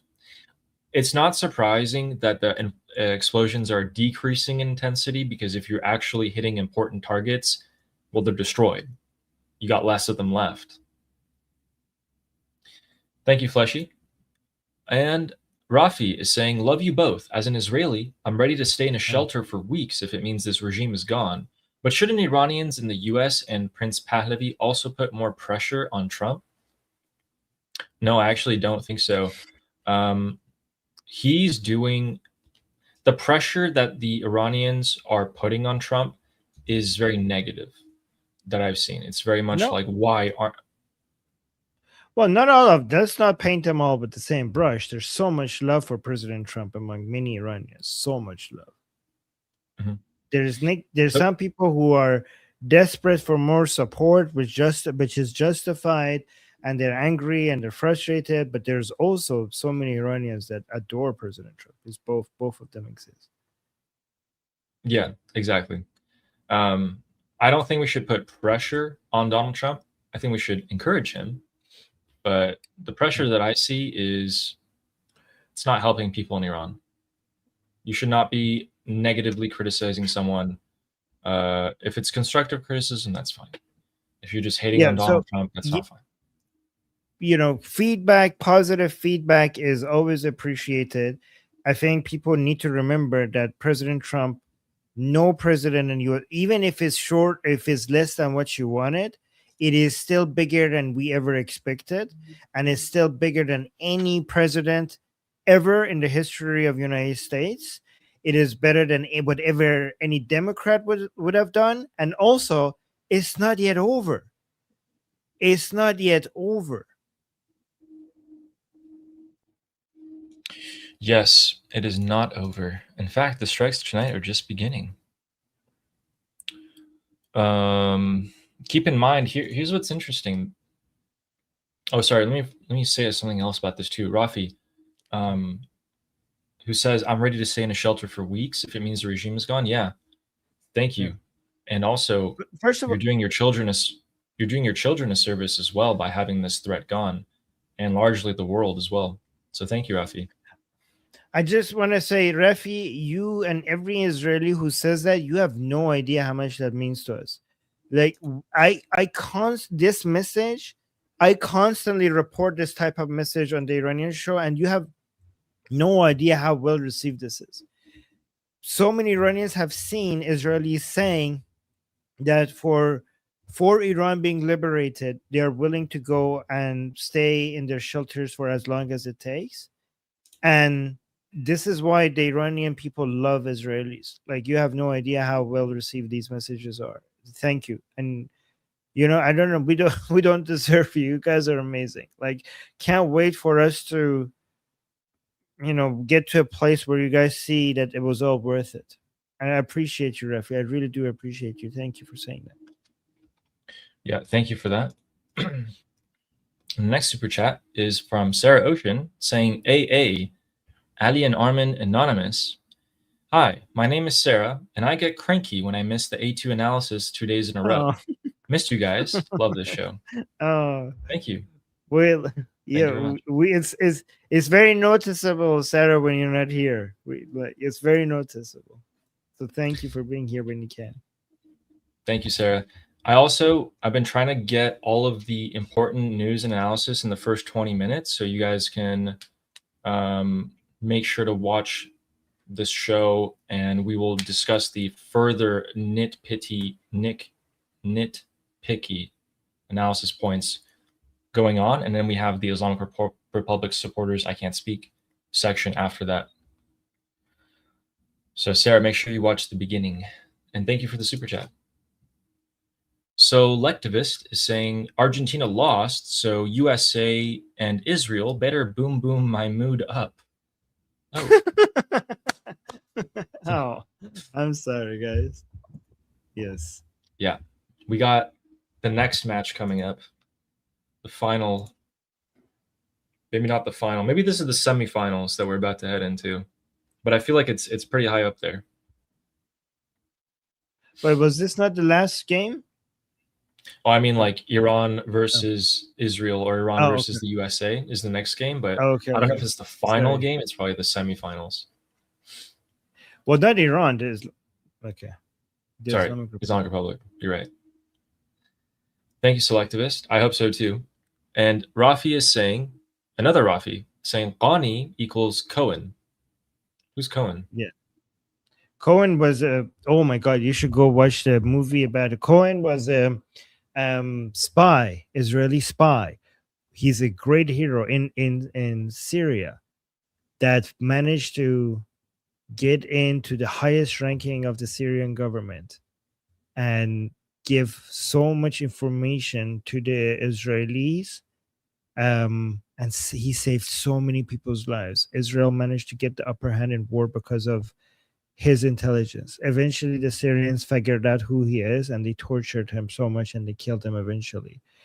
But he's a great hero of Israel. Like everybody, the greatest spy. Like everybody, like this is the ultimate spy of Israel. His story, the That's things awesome. that he went through to change his life and make him like he changed his name from a Jewish name to an Arab name. He created he left his family and went and created a completely parallel life to make it believable, and he found his way all the way up the highest ranks of the Syrian government, and he passed on so much valuable information to Israeli that saved so many lives, and eventually he was tortured and killed for it.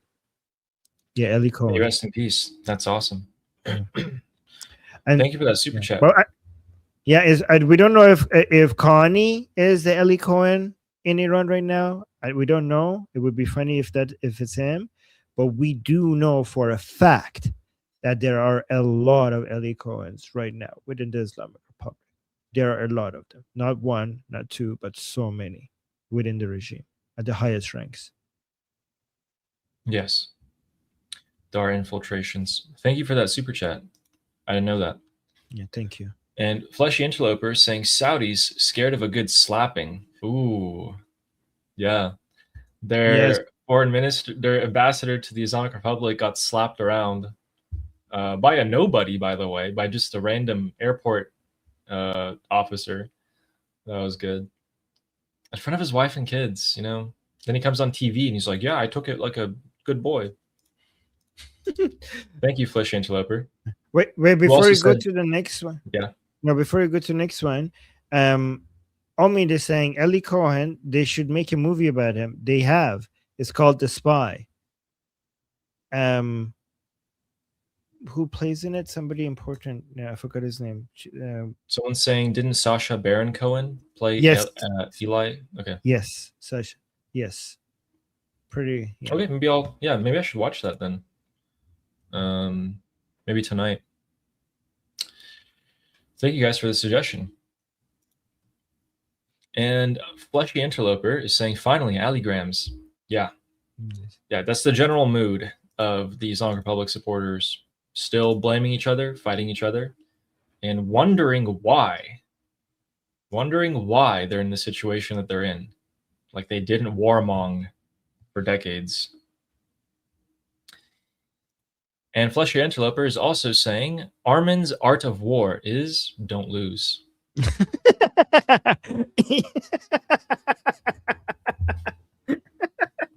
Yeah, you don't need guys, it's not complicated. You want to win? You want to win in battle? Here's the only thing you need to remember. Don't lose. Got it? Good. I'm here all day, by the way. There we go. Don't lose. Thank you, Fleshy. And Kevin Shaw, who gifted 1 Liberty Politics membership. Thank you very much. Thank you, Kevin. Thank you. If you got that membership, say something. And Fleshy Interloper saying, you forgot to give CENTCOM the go again, didn't you? Yeah, I was watching the World Cup. Things got a bit, out of hand.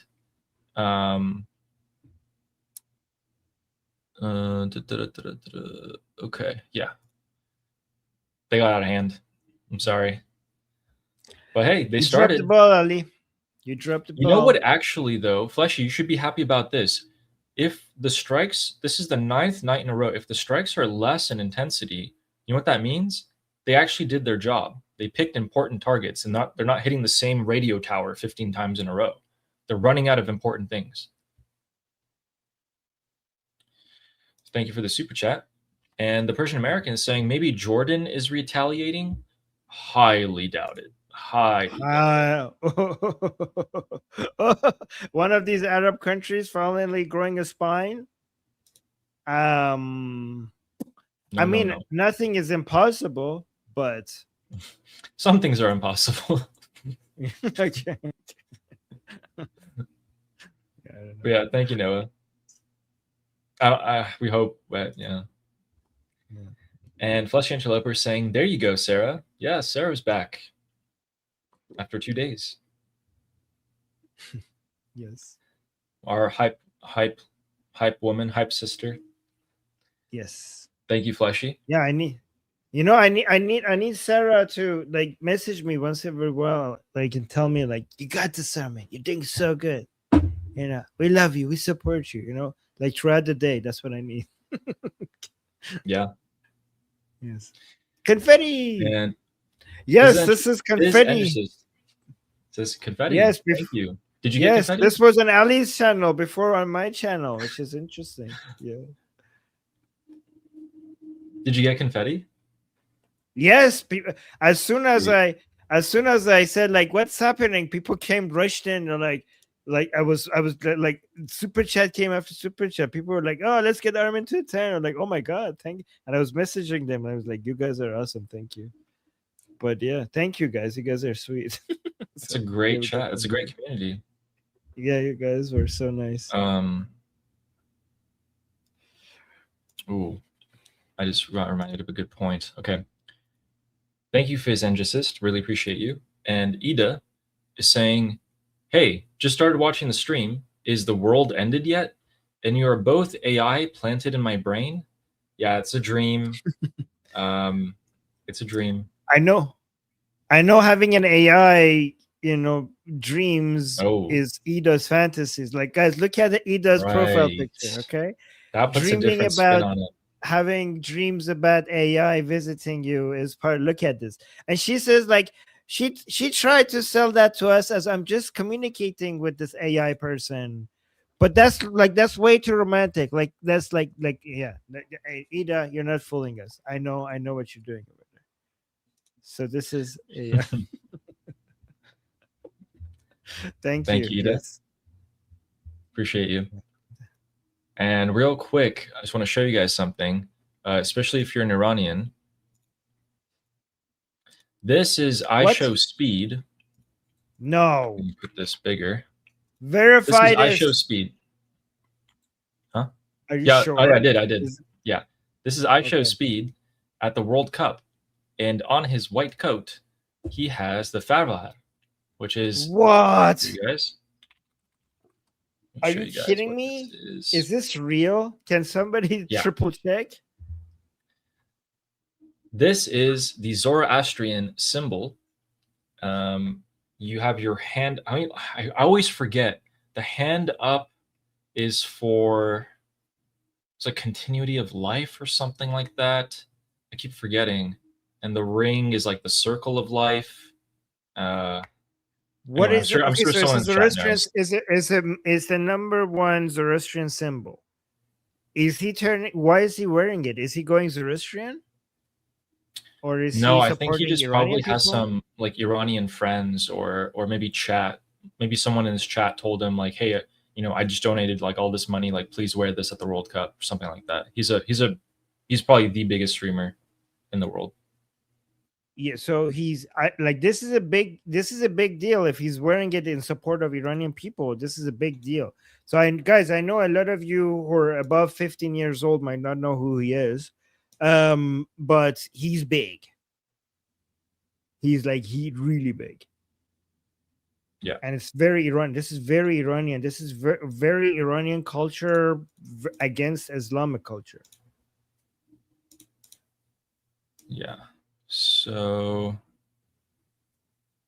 trying to get some dip. There it is. All right. Here's your confirmation, Armin. You ready? Can you see this? Mm-hmm. Yep. Okay. 1 second. No sound. 1 second. And there it is. Right there. Right there. Oh my God.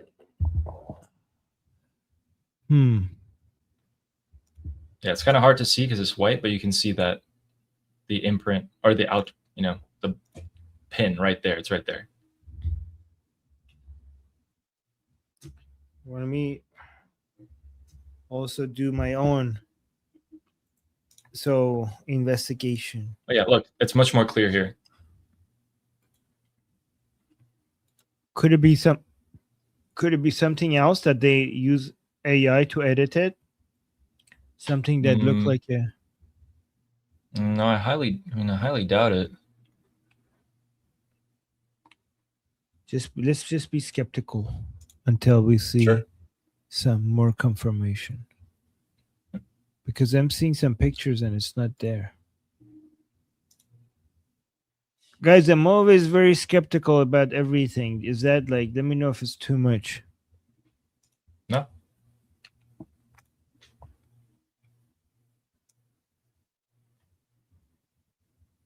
Okay, so our next super chat is from Texas Troop saying 6 super chats. Getting you up to 10. Yeah, thank you. Thank you, guys. You guys are amazing. Thank you very much. We also have an update on the boom booms. I'm going to wait for 1 more minute, see if we can get some more here. Okay. And thank you, Texas Troop. Kelly with the super chat saying, let's get Ron to his goal. Ron, Armin, Ravine. Thank you, Kelly. Yeah, You're Ron. very sweet. Ron. That's my new name from now on. Why not? I'll keep it Ron. I'll be Ron. Thank you. And the next, thank you, Kelly. And the next super chat is from Sarah Ocean saying, "So Armin doesn't keep whining about super chats. Love you." No promises. I still might, but thank you. You guys are awesome. We also have another quick picture here. Ooh, this one's by Potipto. Potipto posted. I'm gonna make this bigger, actually. Potipto posted this. Look, it's the Lion and Sun flag right there, Nice. behind the goal in the World Cup final. We did it.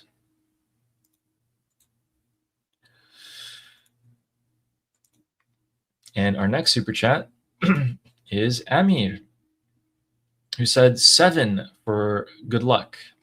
7. Thank you. Thank you, Amir. Thank you. And our next super chat is from Omid saying Javid Armin. Oh, yeah. Javid Omid. Thank you, Omid. You guys are sweet. Thank you for the super chat. And our next one is from Ninja Rooster saying Armin has to earn it. In parentheses, this is sarcasm. Thank you, Rooster. It just keep coming up one after another right after you. Thank you, guys. I've noticed that people in our chat like to poke at us like a lot. They like to try to see if they can. I love it. You know, it's fun. It's a lot of fun. I like it. Guys, after this, we have some quick updates for you guys. And then we have Roman Cabbage saying, "We at Mossad and ALC support Armin versus the usurper Ali." Yeah. Okay. I guess I have to make my own proxies to fight for me, huh? Yes. Thank you, Roman Cabbage. I'm not trying to usurp anything. I want Armin for as long as I can get. In fact, guys, I'm not the. That's what the usurper would say. Armin's the one's like, "Hey, man, you got to stream on your own. Like, you stop making me come over here." Wait, what? No. And thank you, Roman Cabbage.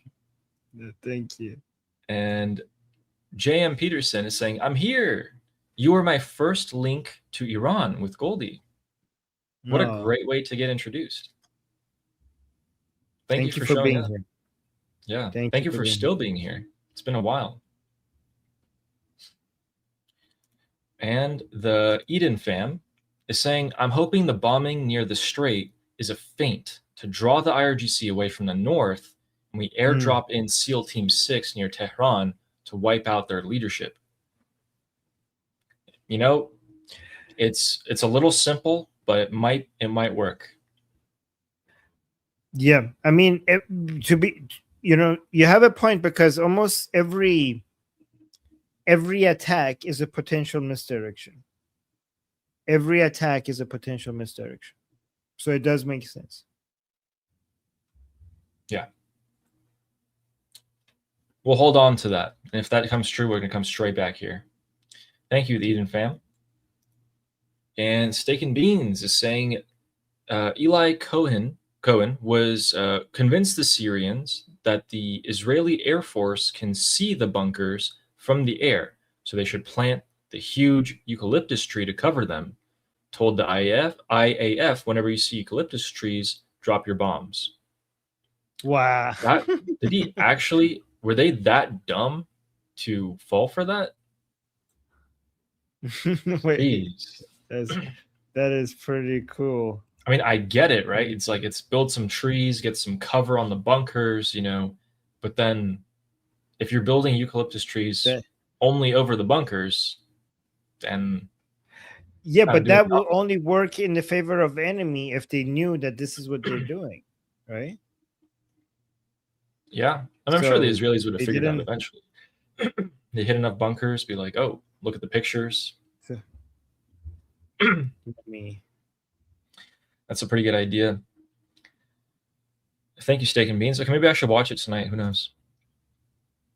And Steak and Beans also said, for context, the Australian eucalyptus tree has nothing to do with the Golan Heights. It's not a native tree. That's true. It's also a very invasive tree. That's actually one of the only things I remember from college.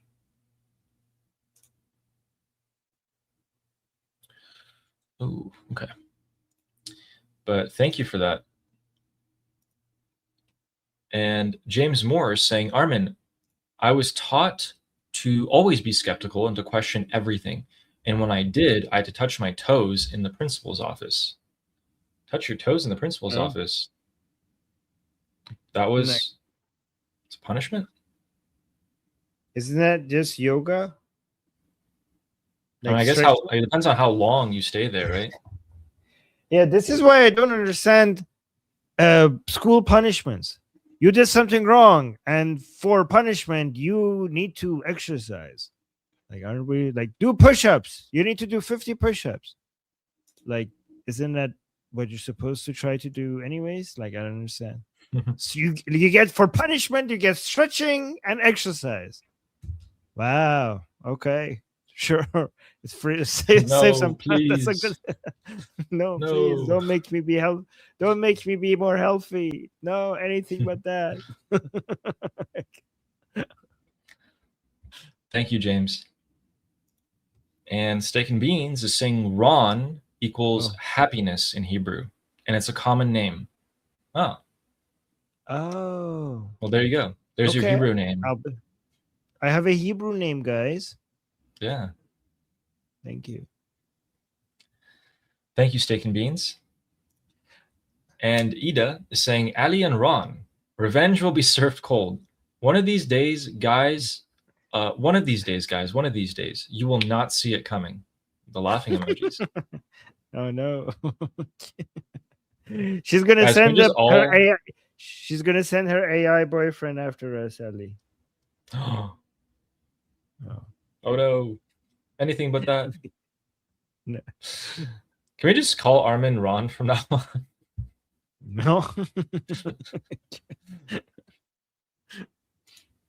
By the way, people are saying in the chat you have to touch your toes because you're gonna get spanked in the bum. That's why you have to touch your toes. Like you have to bend over.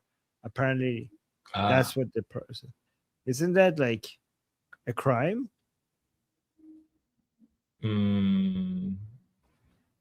Maybe it wasn't a while ago. Okay. Yeah, no, I'm not gonna say it.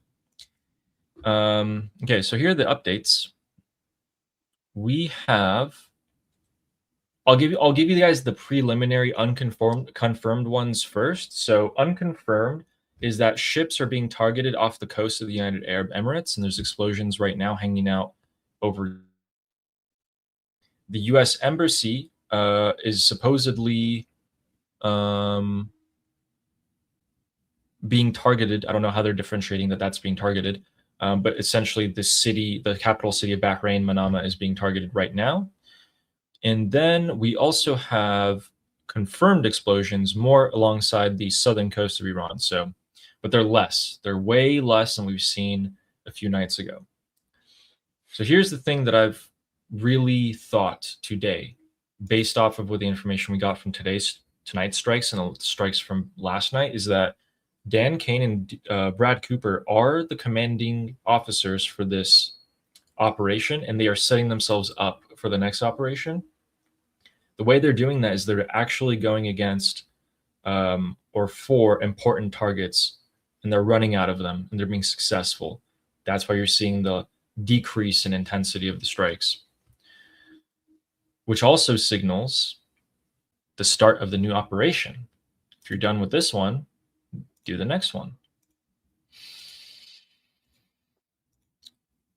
Okay, so those are our explosion reports. So the Persian Gulf Arab countries are getting hit.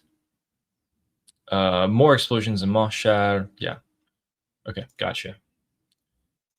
And with that, I'm going to leave you guys with the comforting thought that if the southern coast of Iran is taken by the United States and the flow of money is completely cut to the Islamic Republic in the form of Bandar Abbas and the port of Raja'i, etc.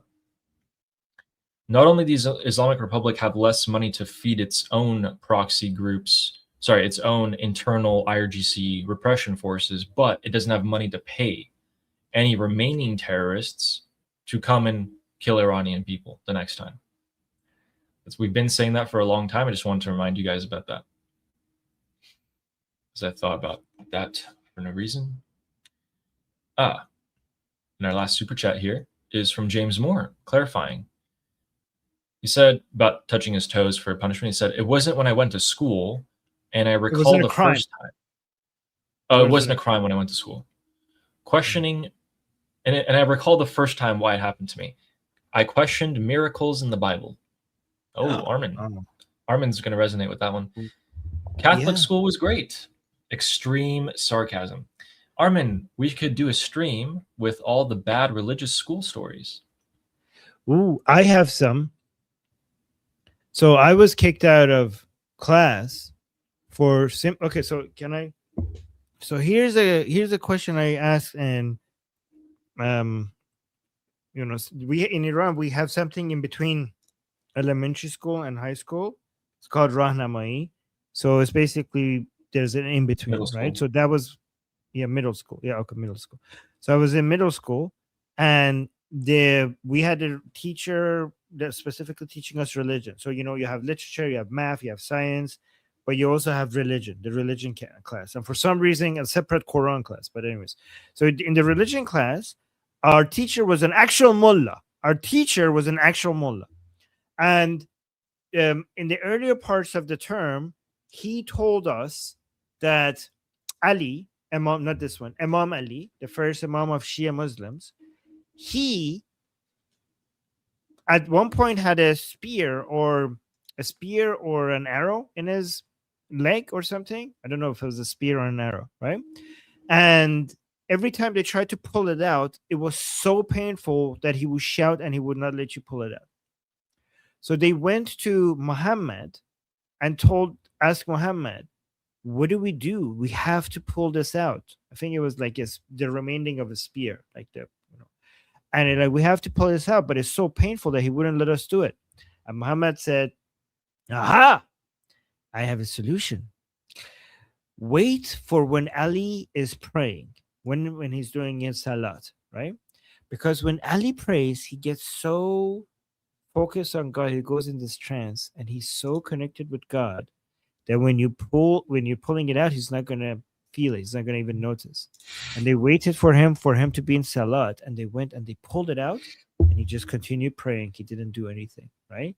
So that was earlier during the term.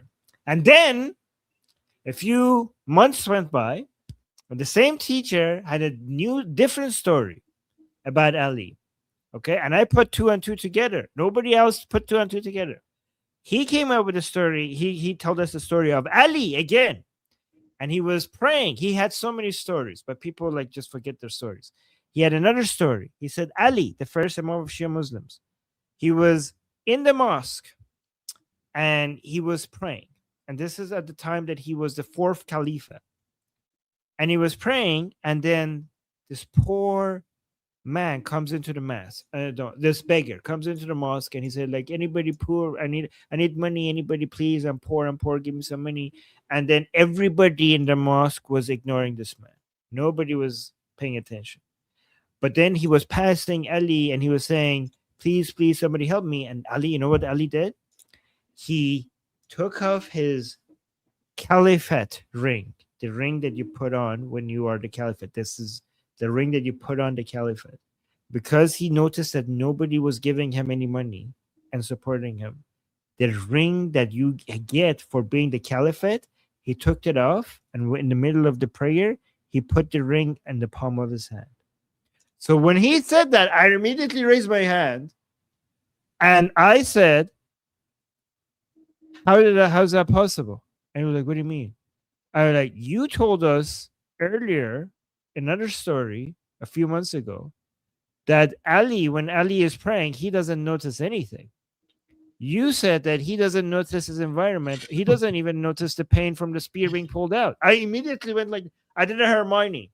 I immediately went like, what? Hello? And like, how did he notice that there was somebody in the mosque asking for money when you told us that he doesn't notice his environment when he's in the middle of a prayer? You know what his response was, Ali? You know what his response was? He told you to shut up. No. He said, get out. He said, get out. Get out of my class. I was like, what? And he's like, get out of my class. So he kicked me out. Blind obedience. So no, I was actually surprised. I was like, I'm pretty sure there's a way, like, I could come up with an answer for you if you can't think of right now. And it's honestly pretty easy to come up with an answer. I was like, really? That's how creative you are? So this is how I look, what I look like when I did this. I have a picture of this. Where is this? This is the Hermione. This is what I was. This is what I was like. Right. So yeah.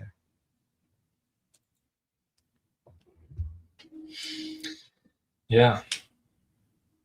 As far as I can remember, I just had a general distaste and dislike, even when I was a kid, of this kind of stuff. But hey, James, that's a good idea. And thank you for the super chat. Thank you. And Steak and Beans gifted 10 Liberty Politics memberships. Thank you so much. Thank you. That's very Appreciate that. Thank you. And Yale from Jerusalem said Eli Cohen convinced them to plant the trees to provide shade for the soldiers in the Middle East's heat while they were living in the bunkers. Duped. Pretty cool. That's a good job. That's a pretty good. I mean, he's got to be high up to have that actually implemented. Okay, so it looks like I was right about the ship. Ruh-roh. Oh, really? Yup. All right, let me make this bigger for you guys and show you. Breaking news. There's Hermione. That's the breaking news. All right, so here we go. Right off, or actually right, yeah, so the southern part. So again, this is another ship trying to transit the Strait of Hormuz with the American route, and now it's on fire. Yeah.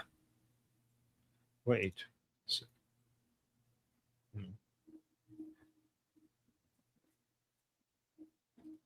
So the Islamic Republic is still in the middle of all of this, shooting at ships? Is that what's happening? Yep. Uh-huh. In the middle of this. While they're waiting to see how the Americans are going to respond, they're shooting at ships. Yep. And they're hitting ships. Oh, they're hitting them. Okay.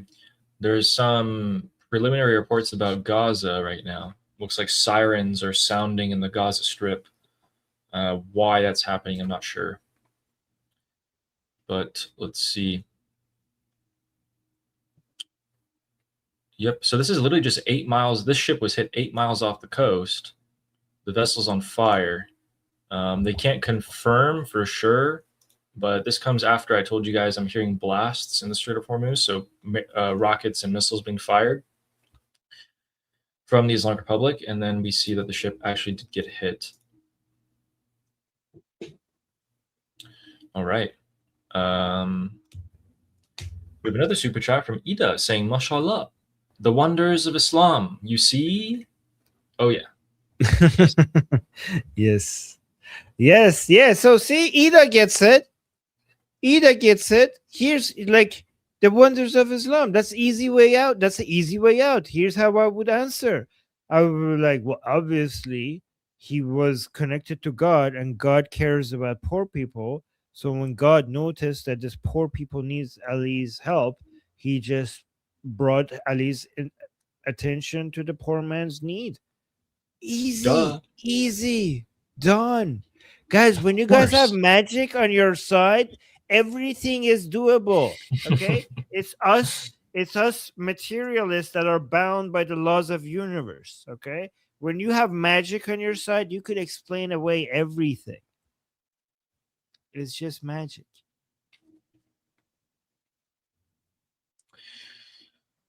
Another round of missiles being launched from the Islamic Republic, this time from the southern coast. Oh, okay. That's why there's sirens. We're getting some Israeli channels. Okay, so pretty much one of the Israeli channels that are responsible for declaring missile launches is saying launch detected towards the Strait of Israel. Launch target is the Gaza Strip. And it's going to land in about 30 seconds. So it looks like Hamas is firing rockets at Israel right now. Now, in the middle Which of reminds all me of this. something. So, okay, so the IRGC just fired on a ship and they hit it. Hamas is firing rockets at Israel. And the Houthis are actually supposed to give a statement tomorrow, expected to be the closure of the Bab el-Mandeb. So we'll see about that. And also, it looks like by the time we got this report that the rocket has been launched from Gaza would have landed because it was about 30-second flight time. So very, very short range rocket. I don't know. I mean, probably intercepted, I would say. Don't have any more info on it right now.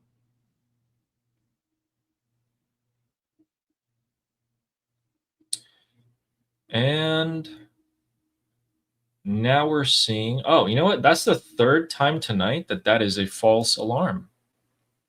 Interesting. The first two times were from missiles being launched at Israel, but they were actually landing in Jordan. And then this was also a false alarm as well. But that's very interesting because that channel is usually very accurate. So yeah, looks like we just got the ship. The Houthis are supposed to talk tomorrow, close the Bab el-Mandeb, and we'll see what the United States will do. That's what we're going to be looking for. That's us today. If you guys could subscribe to Ali Salmani and Liberty Politics for both of us, that'd be great. We're here every single day, and we're your Iran experts.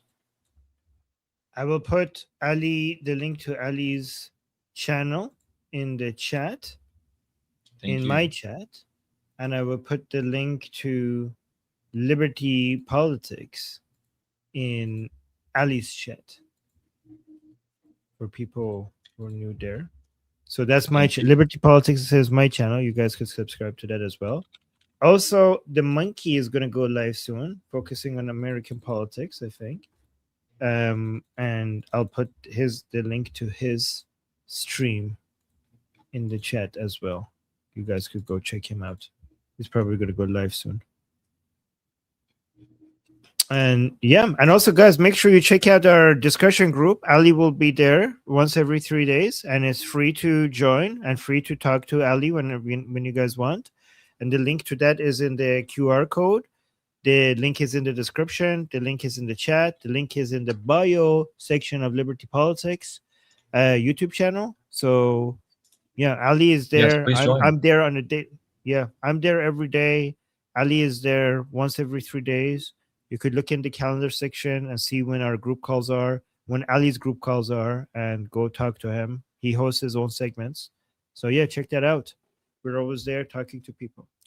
And we got another super chat. You want to read that one? Yeah. We got RG Rappaport saying, are these verified reports of Iran civilian... Are there verified reports of Iran civilian casualties? Yes. Yes. Let me show you. And thank you for your concern, and thank you for asking. See if I can find it. So in Isfahan, they're about to execute, I think it's 12 or 14 more people. But these are the two boys that they executed today. Ghulam Mohammad Mohammadi and Erfane Esfandiari. They were pushed through a room for a couple minutes, accused of waging war on the Islamic Republic and God and all that bullshit, and were promptly executed right afterwards. Complete kangaroo court, no defendants, no lawyer, no nothing. Yeah. There's another 14 young boys, again, both of them probably around my age, no older. And there's another 12, 14 of them who are about to be executed as well. So yes, they are continuing to execute as many people as they possibly can, expedite their processes. Let me see if I can find the picture of the other 14. They are from the January uprising arrest. Yeah. Arrest Caesar. Yeah.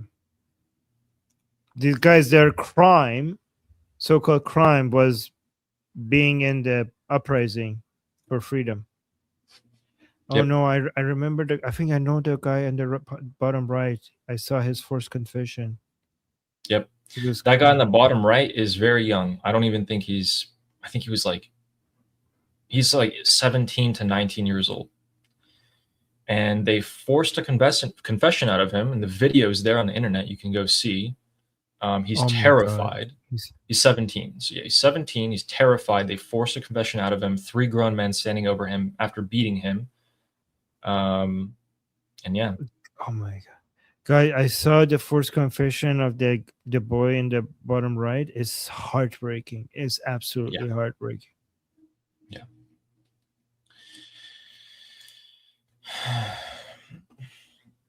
Yeah. So thanks for asking. It's always the Iranian people that are the biggest losers of everything that's happened in the 47 years of the existence of the Islamic Republic. We lose everything. Our hopes, our dreams, our lives. I remember, Omid saying he didn't know what his sentence means. They told him your sentence is Muharebe. He said Muharebe. He's like, what does that mean? They said it means execution. And then he just broke down when he heard that.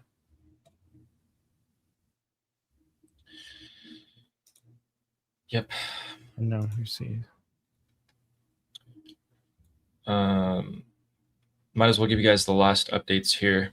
So American forces in northern Kuwait are still launching their HIMARS missiles. That is a regular occurrence this week. And the ports of Jask are being hit. And Kuwait is now being bombarded as well in return. Bahrain is also having interceptions. Okay. That is our updates for today. We hope we have some good news for you guys tomorrow. So please tune in for that. And we appreciate every one of you guys that show up. So tired of the Islamic Republic. So tired of this. Just end these fuckers. Just end it. All right, guys. We'll see you same time tomorrow. Sorry that we ended in such a... It's important, though. Thank you for asking. Thank you for all your kind concern, guys. We really appreciate you guys. We'll see you guys same time tomorrow, same time. Yes. So, yeah, until then, I'm Israel Chai. Slava Ukrainian. Cuba Libre. Long live America. Javid Shah. Payende Iran. I guess.